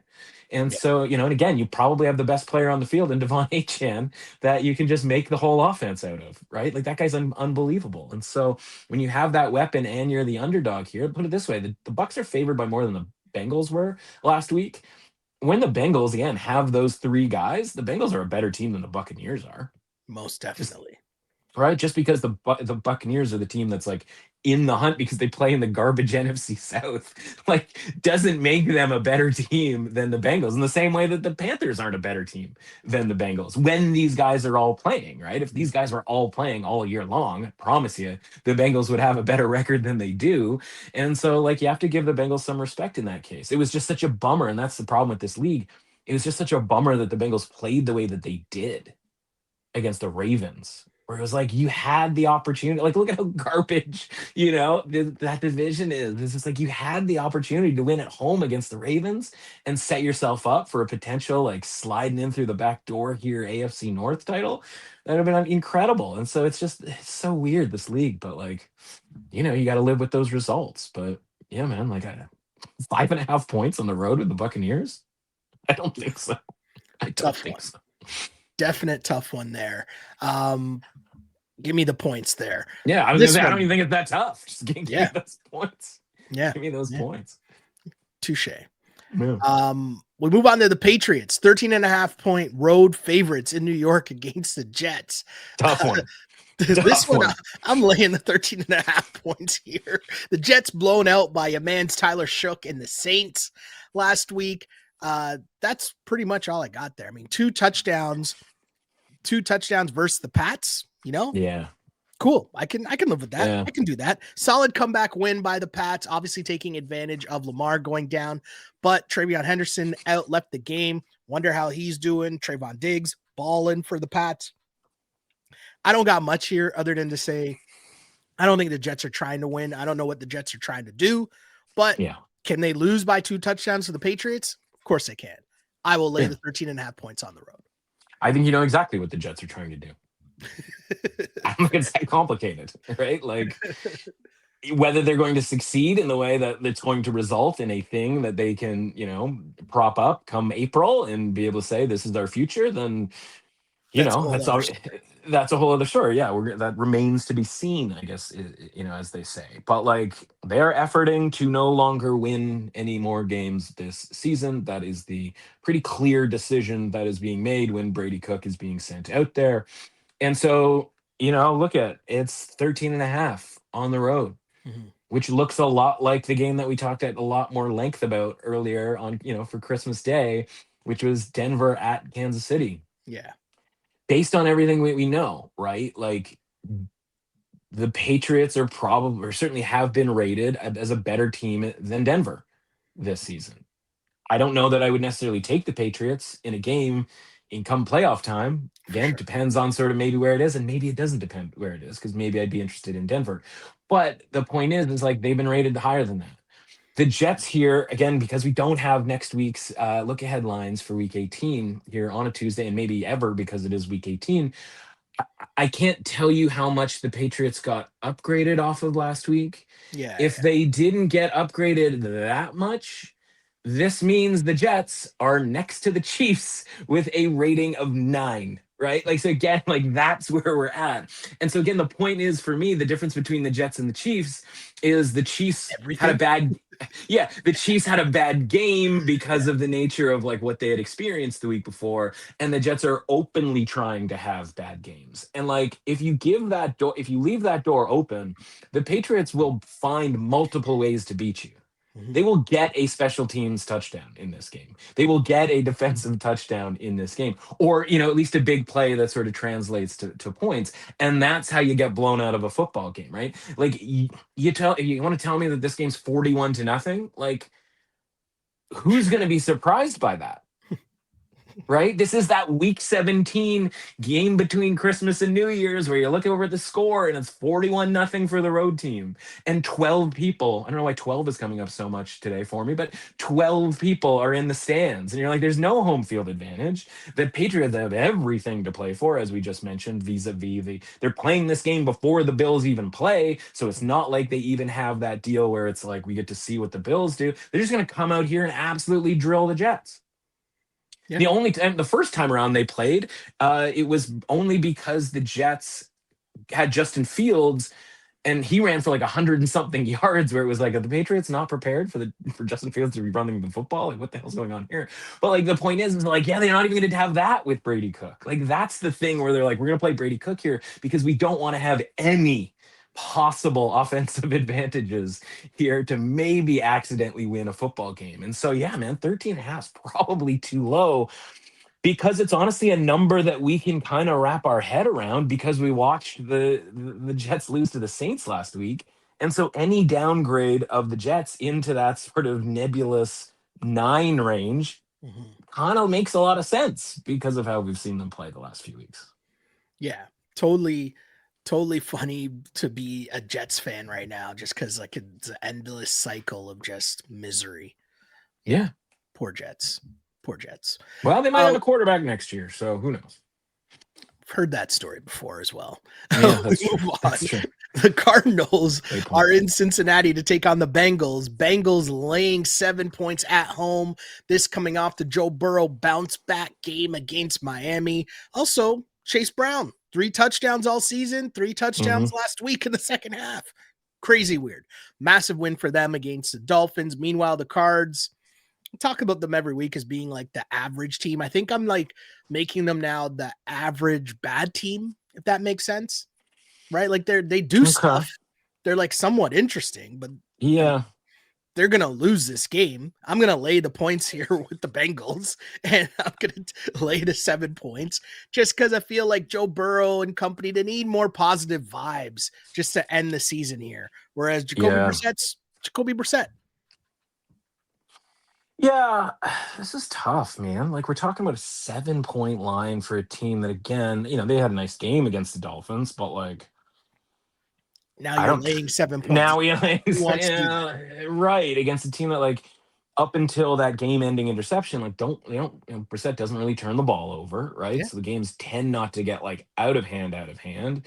True. But as we saw against the Texans, like, the Cardinals' defense is so bad that it's like pretty easy to kind of waltz right through them. So yeah, this is honestly the first I've looked at this game, so we're not going to spend too much time on it. But like, yeah, right. You mentioned like, what are the Cardinals like? The rating keeps falling because they keep just losing games and losing them by a bunch. So it's like it doesn't really matter how we kind of feel about it. The results aren't there to support anything other than just consistent downgrading. And like, it feels like a team that's rated as a 27 right now, where you're like, that's too low. They're better than this. But it's like, are they? what proof do we have of that? Like, where is the proof of that? Because again, like, we're still hanging on to this idea that they lost by 3 to Tampa Bay. Like, that's the only decent result for like 2 months for the Cardinals. A team that, again, their coach is dead man walking. Like, none of the, the quarter, even Brissett, as well as he sort of played ish, like, he's not going to be the starting quarterback next year. No. Neither is the, guy who's supposed to be the starting quarterback. Like, the whole thing is a mess. And it's like, now you're going to go and you're going to play hard in Cincinnati against Joe Burrow. If Joe Burrow cares and Jamar Chase and T. Higgins care about playing, it's like, you mentioned Chase Brown, right? Like, they could hang 40 on the Cardinals. Yeah. Cardinals going to keep up with that. But then you're like, yeah, maybe it is the Bengals defense. Like, they could keep up with that. Insane game. Totally insane game. Totally insane. Yeah. There's no outcome that you'd be surprised at the end of that one, for sure. Not remotely. Whereas our next game, I mean, maybe you might be able to say the same thing, but it's the Saints laying 2.5 points on the road against the Titans. Normally, I would not want to be laying 2.5 points on the road with the Saints, but we're in a new era here. The Tyler Shough era is here. 4-3 record as a starter. I mean, what's not to get excited about here when you're talking about the New Orleans Saints, right? good vibes, good vibes. I mean, I guess good vibes for the Titans too, as they're coming off a massive win against the Chiefs. It was against their third stringer, but still, Mm-hmm. you're the Titans. You don't have much to cheer for during this season for sure. So in this game, I'm rolling though with the Saints just because I feel like they're just rolling. They're playing better, consistently for longer. And the Titans operation, cool. You guys got to win, but get back to your losing ways. The only thing that worries me though, I will say, is I like taking the Saints more at home than I like taking them on the road. But Yeah. I believe in Shuck. Yeah, it's interesting. So he's the second choice right now in Rookie of the Year, which is a Okay. really offensive Rookie of the Year, of course. It'd be crazy if he was second choice in defensive Rookie of the Year. But Oh God, yes. that would be, yeah, it'd be a record. Um his numbers are basically identical to Spencer Rattler's numbers. And it's like Tyler Shuck, everybody, like just absolutely, like second choice, and I think that's maybe just kind of like there needs to be somebody who's the second choice behind Tedoroa McMillan, who Mhm. I think I'd like to think kind of has this wrapped up by now.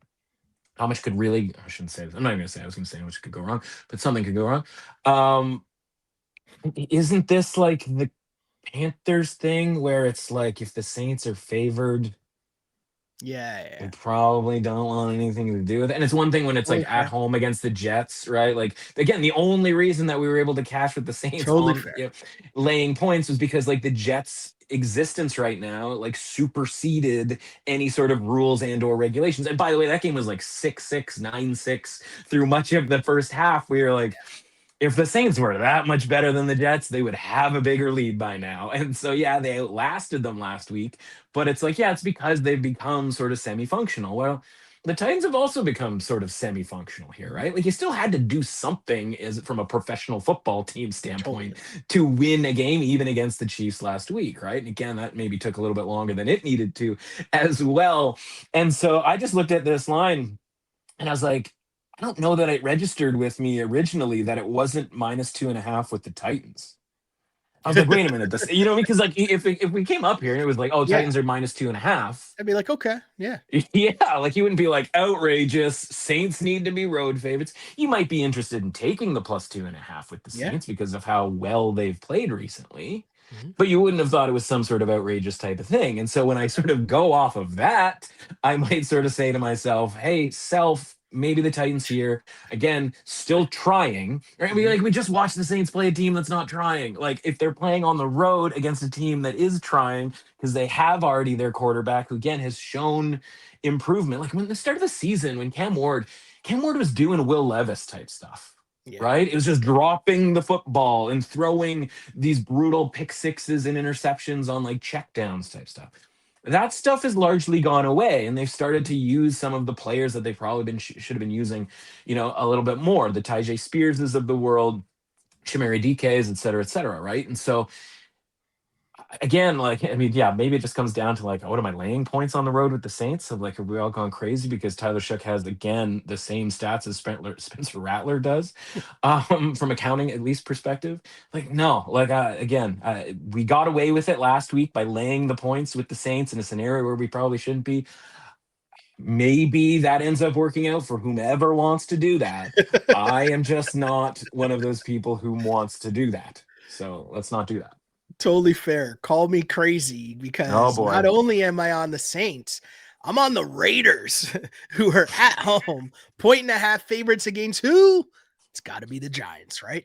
The Giants couldn't beat JJ McCarthy or Max Brosmer because Yeah. maybe, as mentioned with the Jets, are they even trying to win? Heck, Mhm. I don't really know. But they struggled versus the Vikings defense, obviously. Dart, I mean, I don't even know how he's going to last through the whole season. Just how many hits can one dude take? Either way, though, I'm on the Raiders here. Raiders at home. Raiders, you know, they looked a lot more functional than they have looked the last, I don't know, month and a half, maybe even all season, right? Yeah. In a loss. Yeah. So, hey, maybe they can transfer those good vibes into a dub against the Giants, who probably aren't really trying to win anyways. Yeah, and I'm bummed out because there was a time in our lives, it was a look ahead line, and I think even the open, um, where the Giants were favored in this game. The look ahead line was Giants -3. The Wow. open for this was Giants -1.5. Wow. And it has since sort of crossed over to Raiders -1.5. And I don't know if that is sort of injury related. We'll see. Jackson Dart with the hilarious stat line last week. When you don't win a game, and is obviously the assumption is you've been trailing at least for some point in the game, or at the very least, like the game has been close, and your final stat line is 7 of 13 for 33 yards. Jeez. Like, yeah, I don't care.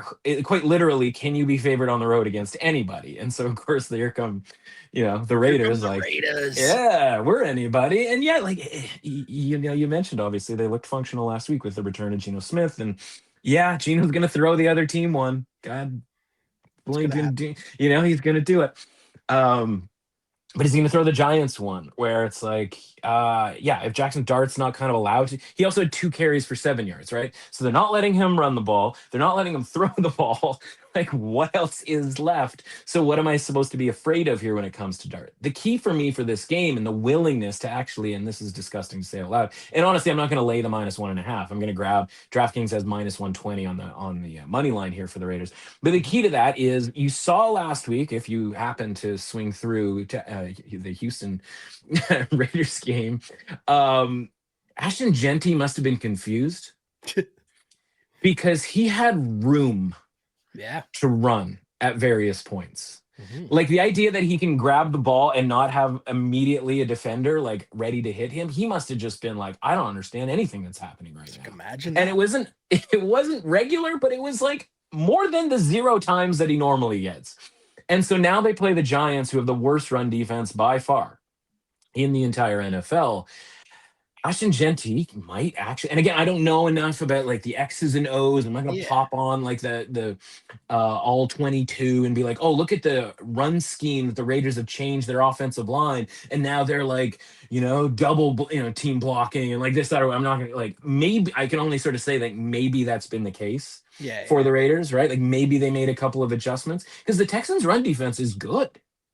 And so they would be one of the last teams that I would expect Ashton Genty to find room running against. And so now they get the Giants. And so again, maybe Geno throws another pick 6, but if Ashton Genty's able to find room, the whole thing all season long, the whole key has been, can they eventually get a run game? And the answer to that has been no all season long for the Raiders. And so just the fact that last week, as they kind of fire up the stats, 24 for 128 against the Texans. Yeah.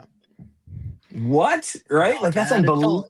That's unbelievable. They also found him for a 60-yard, touchdown reception, right? So like they're getting him the ball. They're getting Brock Bowers the ball. I mean, he had 5 catches. Brock Bowers is the king of like having 5 or 6 catches, but for like 35 yards and a touchdown. It's like they only bust him out for like the important stuff. And it's like you probably could throw him the ball 12, 15 times and be better that way. So, man, yeah, it's grotesque, but I think it's the Raiders here at home as a favorite. We'll see. We'll see what happens in week 18 when the Raiders are hosting the Chiefs at home. Are they going to be favored in that game? The Chiefs rated as a 9 is going to come into to Vegas, and the Raiders are going to be what, -3 to the Chiefs? Like, good Lord. The NFL, man. Yeah, the NFL. What a time. Well, we've powered on here and we're so close to getting this done under 2 hours. We're doing really well here. We're so close. That's right. We head to Sunday Night Football. We got the Bears at the Niners. Niners at home laying 3 points. Obviously, the Niners coming off of a Monday Night Football win. The Bears coming off an epic victory, which we discussed earlier on. I will want to bring up, though, the Tom Brady sneak dissing of Caleb Williams and referencing his poor mechanics as a Steph Curry fadeaway throw. And then when he missed a throw. He's like, I'm not really sure if that was mechanics or he just missed a wide open guy. The timing, like, it's just funny. But you could tell Tom Brady frustrated with bad quarterbacking. One of the funnier things I enjoy listening to him do. Either way. This game for me comes down to just offensive execution. The Niners offense right now is just a machine. I would love George Kittle to be in the lineup. He left the game last night. Not really sure what's going on there. Yeah. We're doing this on Tuesday. This game is on Sunday night. So stay tuned for that. But Shanahan has this offense just rolling. Whereas Caleb is still slow to start, still like trying to figure out his way somehow, despite the fact that their running game is really, really, really good at times. Mm-hmm. I'm still on the Niners here just because I'm rolling with the Niners machine here of them being able to just figure out ways to put points on the board consistently. Man, I got to tell you, I might be a bigger San Francisco 49ers fan than you for the next couple of weeks. Here we are. Right? Here we are. The amount of stuff that potentially gets decided or sort of goes the way of what would pretty significant underdog in some scenarios. So what my point is like if the 49ers win the next two games, you and I talked about this 2 weeks ago, True. plus 700 49ers Yep. for the division. All that's left is a home win against the Bears and a home win against the Seahawks. Not easy because the Bears are out here walking around with the horseshoes. And this game is going to be an absolute torture chamber for me. Yes. I still don't understand why Christian McCaffrey isn't widely considered the offensive player of the year. We don't have to do the thing where we're trying to make him the MVP because I know we don't do that. Quarterbacks, et cetera, et cetera, et cetera. Absolutely carried that team. Going to end up with like 20 touchdowns, 1,000 yards on either side of rushing and receiving, 100 catches, right? Like all of the round numbers. Do you like round numbers, folks? Like this is the guy bringing you round numbers. And he's also doing it in an element where if they didn't have him, they wouldn't even be in the playoffs. Correct. It also, now with the win last night, Kyle Shanahan, second choice in coach of the year, something that we have from over at the window from before the season started. So again, like all of this stuff is in line where you need to be the number one seed to potentially get credit for that. Because as Puka Nacua and Jackson Smith and Jigba sort of battle it out for sort of receiver supremacy down the stretch, then it kind of becomes, okay, well, those two guys, like they're kind of, stealing each other's votes in a lot of ways for offensive player of the year. And McCaffrey can swoop in sort of being clearly somehow at this stage in his career, the best running back in the league that just nobody still kind of talks about because we're all too busy talking about the Seahawks and the Rams. And so this game, if it can just set up, San Francisco and Seattle for all of these elements, where I think if McCaffrey, by the way, becomes sort of the favorite for offensive player of the year, gets that award, then all of a sudden a Trevor Lawrence comeback player of the year becomes more viable because I don't think you're going to give both awards to McCaffrey. And so like there's so many moving parts that all involve the 49ers winning.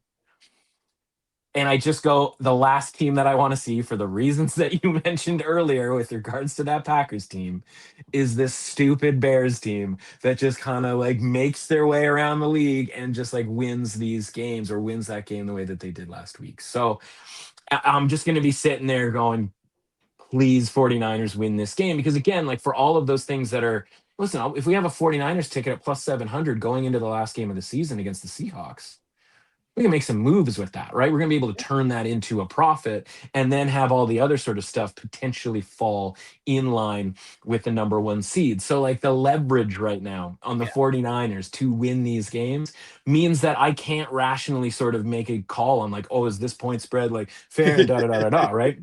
Line was 2.5 going into last night's game. Of course, they win this game last night. The rating goes up for the 49ers, and now we get the flat 3. That's available now. Meanwhile, the Bears, right? Like, again, my offense to people who bet the Bears last week was because you were doing so at the top of the market for the Bears. Like the Bears rating for them to be a 1.5-point favorite against the Packers had to rate them the same as the Packers. And of course, you would give them a downgrade because they lost Micah Parsons the week before. But even without Micah Parsons, the Bears, and especially with the Bears being without Roma Dunze and Luther Burden, it's not the same. They're not the same. And so for 57 minutes, even without Jordan Love, I hate to go back to it, but like the point is like through 57 minutes, it was proven the Packers are better than the Bears. Correct. And then the stuff that happens in those last 3 minutes turns it on its side, and they end up winning that game, which is like fine, cool for them, cool for everybody who made that bet. But it's like that's my point about it being such a bad bet. And so if there's a sort of one rational thing that I'd kind of say about this game, it's that if the Bears are rated right now, which they are, alongside the Jags and the Patriots, Like, do you feel good about the Bears being on the same level as the Jags and the Patriots right now? No. How can anyone?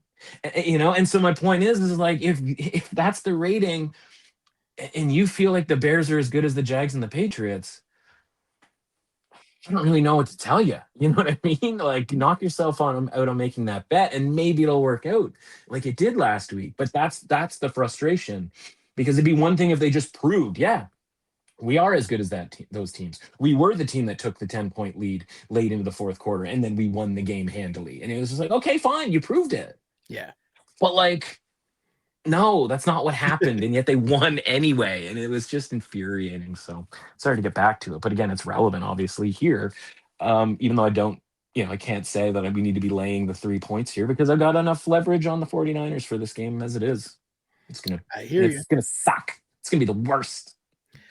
Let's go Niners. Let's go Niners. Let's go One more George game Kittle. here. One more game. We got the Rams as 7.5-point favorites in Atlanta to take on the Falcons. I'm on Atlanta laying the 7.5 points. And also this game I'm going to be glued to because my fantasy football finals are going to come down to Kirk Cousins and my guy Puka Nacua. I need you both to ball on Monday night. But either way, Kirk Cousins to Bijan, that's got to be the thing. Another win for Kirko Chains and the Falcons. Meanwhile, the Rams, we just mentioned their tough loss last week. Can Puka Nacua be stopped? I don't know. Doesn't really look like it. But I just think their offense probably not going to be stopped against the Falcons here. And I think their defense is good. They can realize, hey, all Kirk Cousins is going to do is check down to Bijan. So I don't love laying 7.5 points on the road, but I'm going to do it here. Give me the Rams. I think the market's asking you to lay more than that, my man. Oh. I'm seeing, DraftKings, which is our citable one. There's 8.5. Woo! Okay, we're moving on. 8.5. Moving on up. You're doing it. He's doing it. At 8.5, I got to tell you, I think I got to look to the Falcons here. And part of it is sort of tracking the Rams. And it was such an interesting market last week against Seattle. Again, this is the frustrating and difficult part about doing all of this, right? Where you go, okay, well, if Seattle's -1, -1.5 in that game, the Rams for that single day were being rated as the same as the Seahawks. And the Seahawks get 1.5 points, maybe 2 for home field advantage. And that hadn't been the case, right? That hadn't been the case basically all season long. And so the Rams had been that, it's why we talked about the Bills for 1 week only based off closing lines being the number one power rated team from the betting market this season. But now the Rams are right back to that number in the mid 70s, right? 75, 76, where they were before Devontae Adams got hurt. And I don't think Devontae Adams is going to play in this game. Obviously, Tuesday morning, like who knows? A lot of ways to go before we figure that out. But it essentially, this line suggests that the Rams are just shot right back up to that number. Now they're up 16 points in the fourth quarter in Seattle, and everybody's going, yeah, like they are definitely the number one team.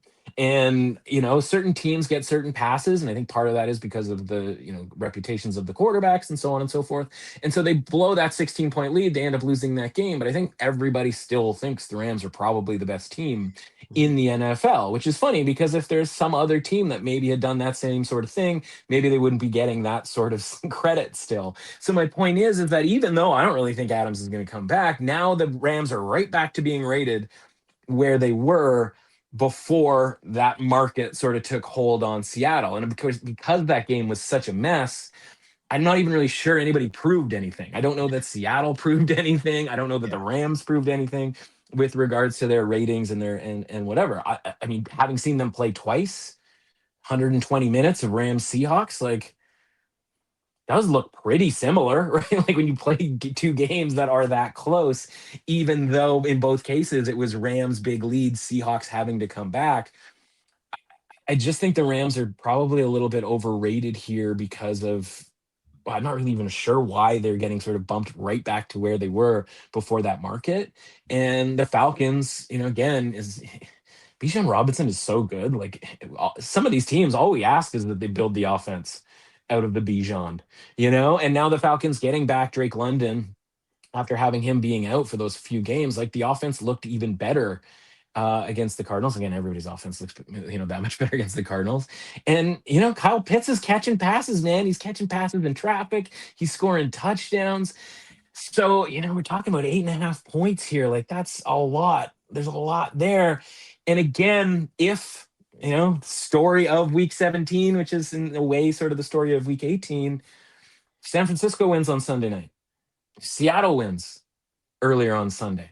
By the time Monday rolls around, that Seattle-San Francisco game for Week 18 will officially be in place as the game for the division.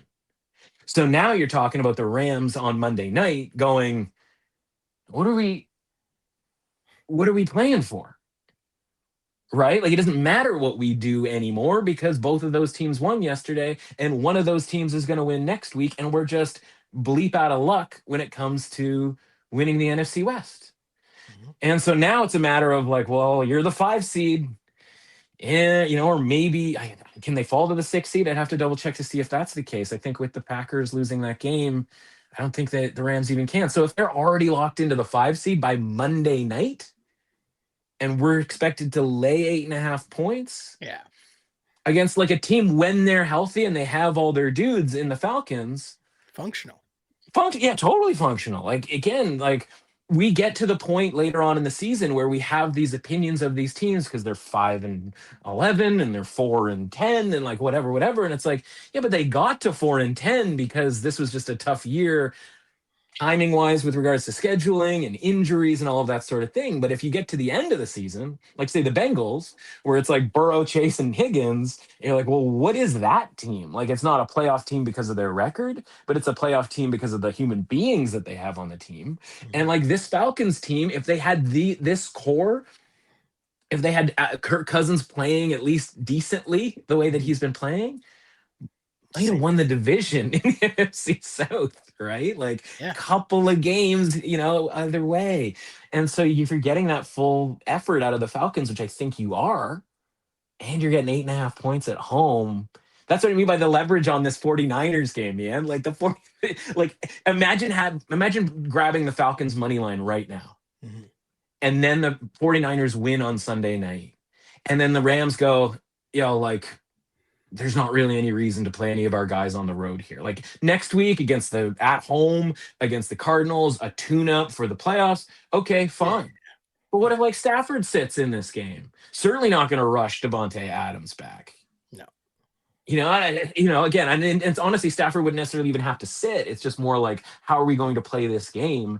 And now you're sitting there with a Falcons money line ticket going like, yeah. There's so many like correlated parlays that become increasingly valuable when you start piecing them together with the stuff that could happen.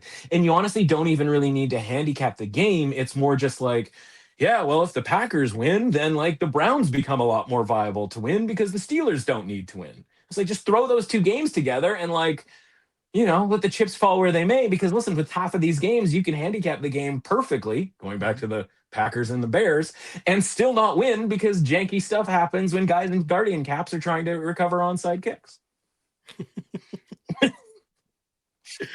What an amazing way to end. It's so perfect. Yeah. But as mentioned, this is on Tuesday. There's lots to happen in between, including Christmas, including Boxing Day, including Saturday games and Sunday games and Monday games. So much action going on. Where can the people find you between now and then, my friend? Well, listen, between now and when I'm at dinner with the in-laws on Wednesday night, that's the deadline. Dinner with the in-laws on Christmas Eve.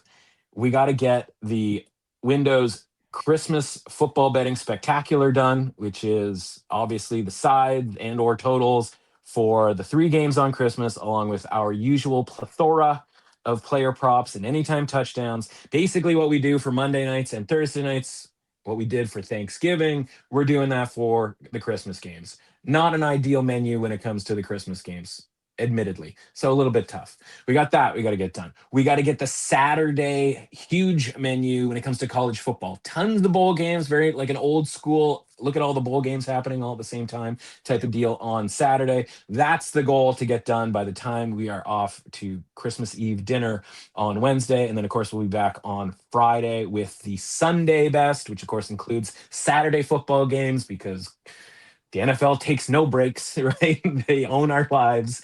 And so we're going to have everything that you need for Saturday and Sunday. There's probably going to be some correlated parlays in there. So if you've been listening to this going like, which side of these correlated parlays are we going to actually be on? Go over to the window on Substack. So download the Substack app or go to substack.com, type in the window, Matt Russell, sports betting, however you want to sort of get there, just get there. And of course, at MRussAuthentic on Twitter, everything gets tweeted out through there, and you'll be able to find your way to the window one way or another. So much going on, of course, on the pod. And of course, you can follow me online on Twitter at Shell Alexander, on Instagram at Sheldon Alexander. And of course, might put out some, maybe I'll just tweet out some NBA picks. Is obviously you got to wait until closer to the actual games in the NBA to see who might be playing on Christmas as I peek ahead and it says OKC are 10.5 point favorites on Christmas against the Spurs. I like to know if Wemby's involved in that or not, because I feel like that might be an important thing to know. But as mentioned, stay tuned for that. You can follow me for all that stuff. As I always say, I used to pray for times like this to rhyme like this. This is a Clutch Picks Betting Podcast, which you can find on Apple and Spotify and on YouTube. And of course, as Matt is showing you, we do wish you a Merry Christmas, a Happy Holidays, all that other fun stuff, because this is a Clutch Picks Betting Podcast. As always, unpolished and unapologetic. Until next time, see ya.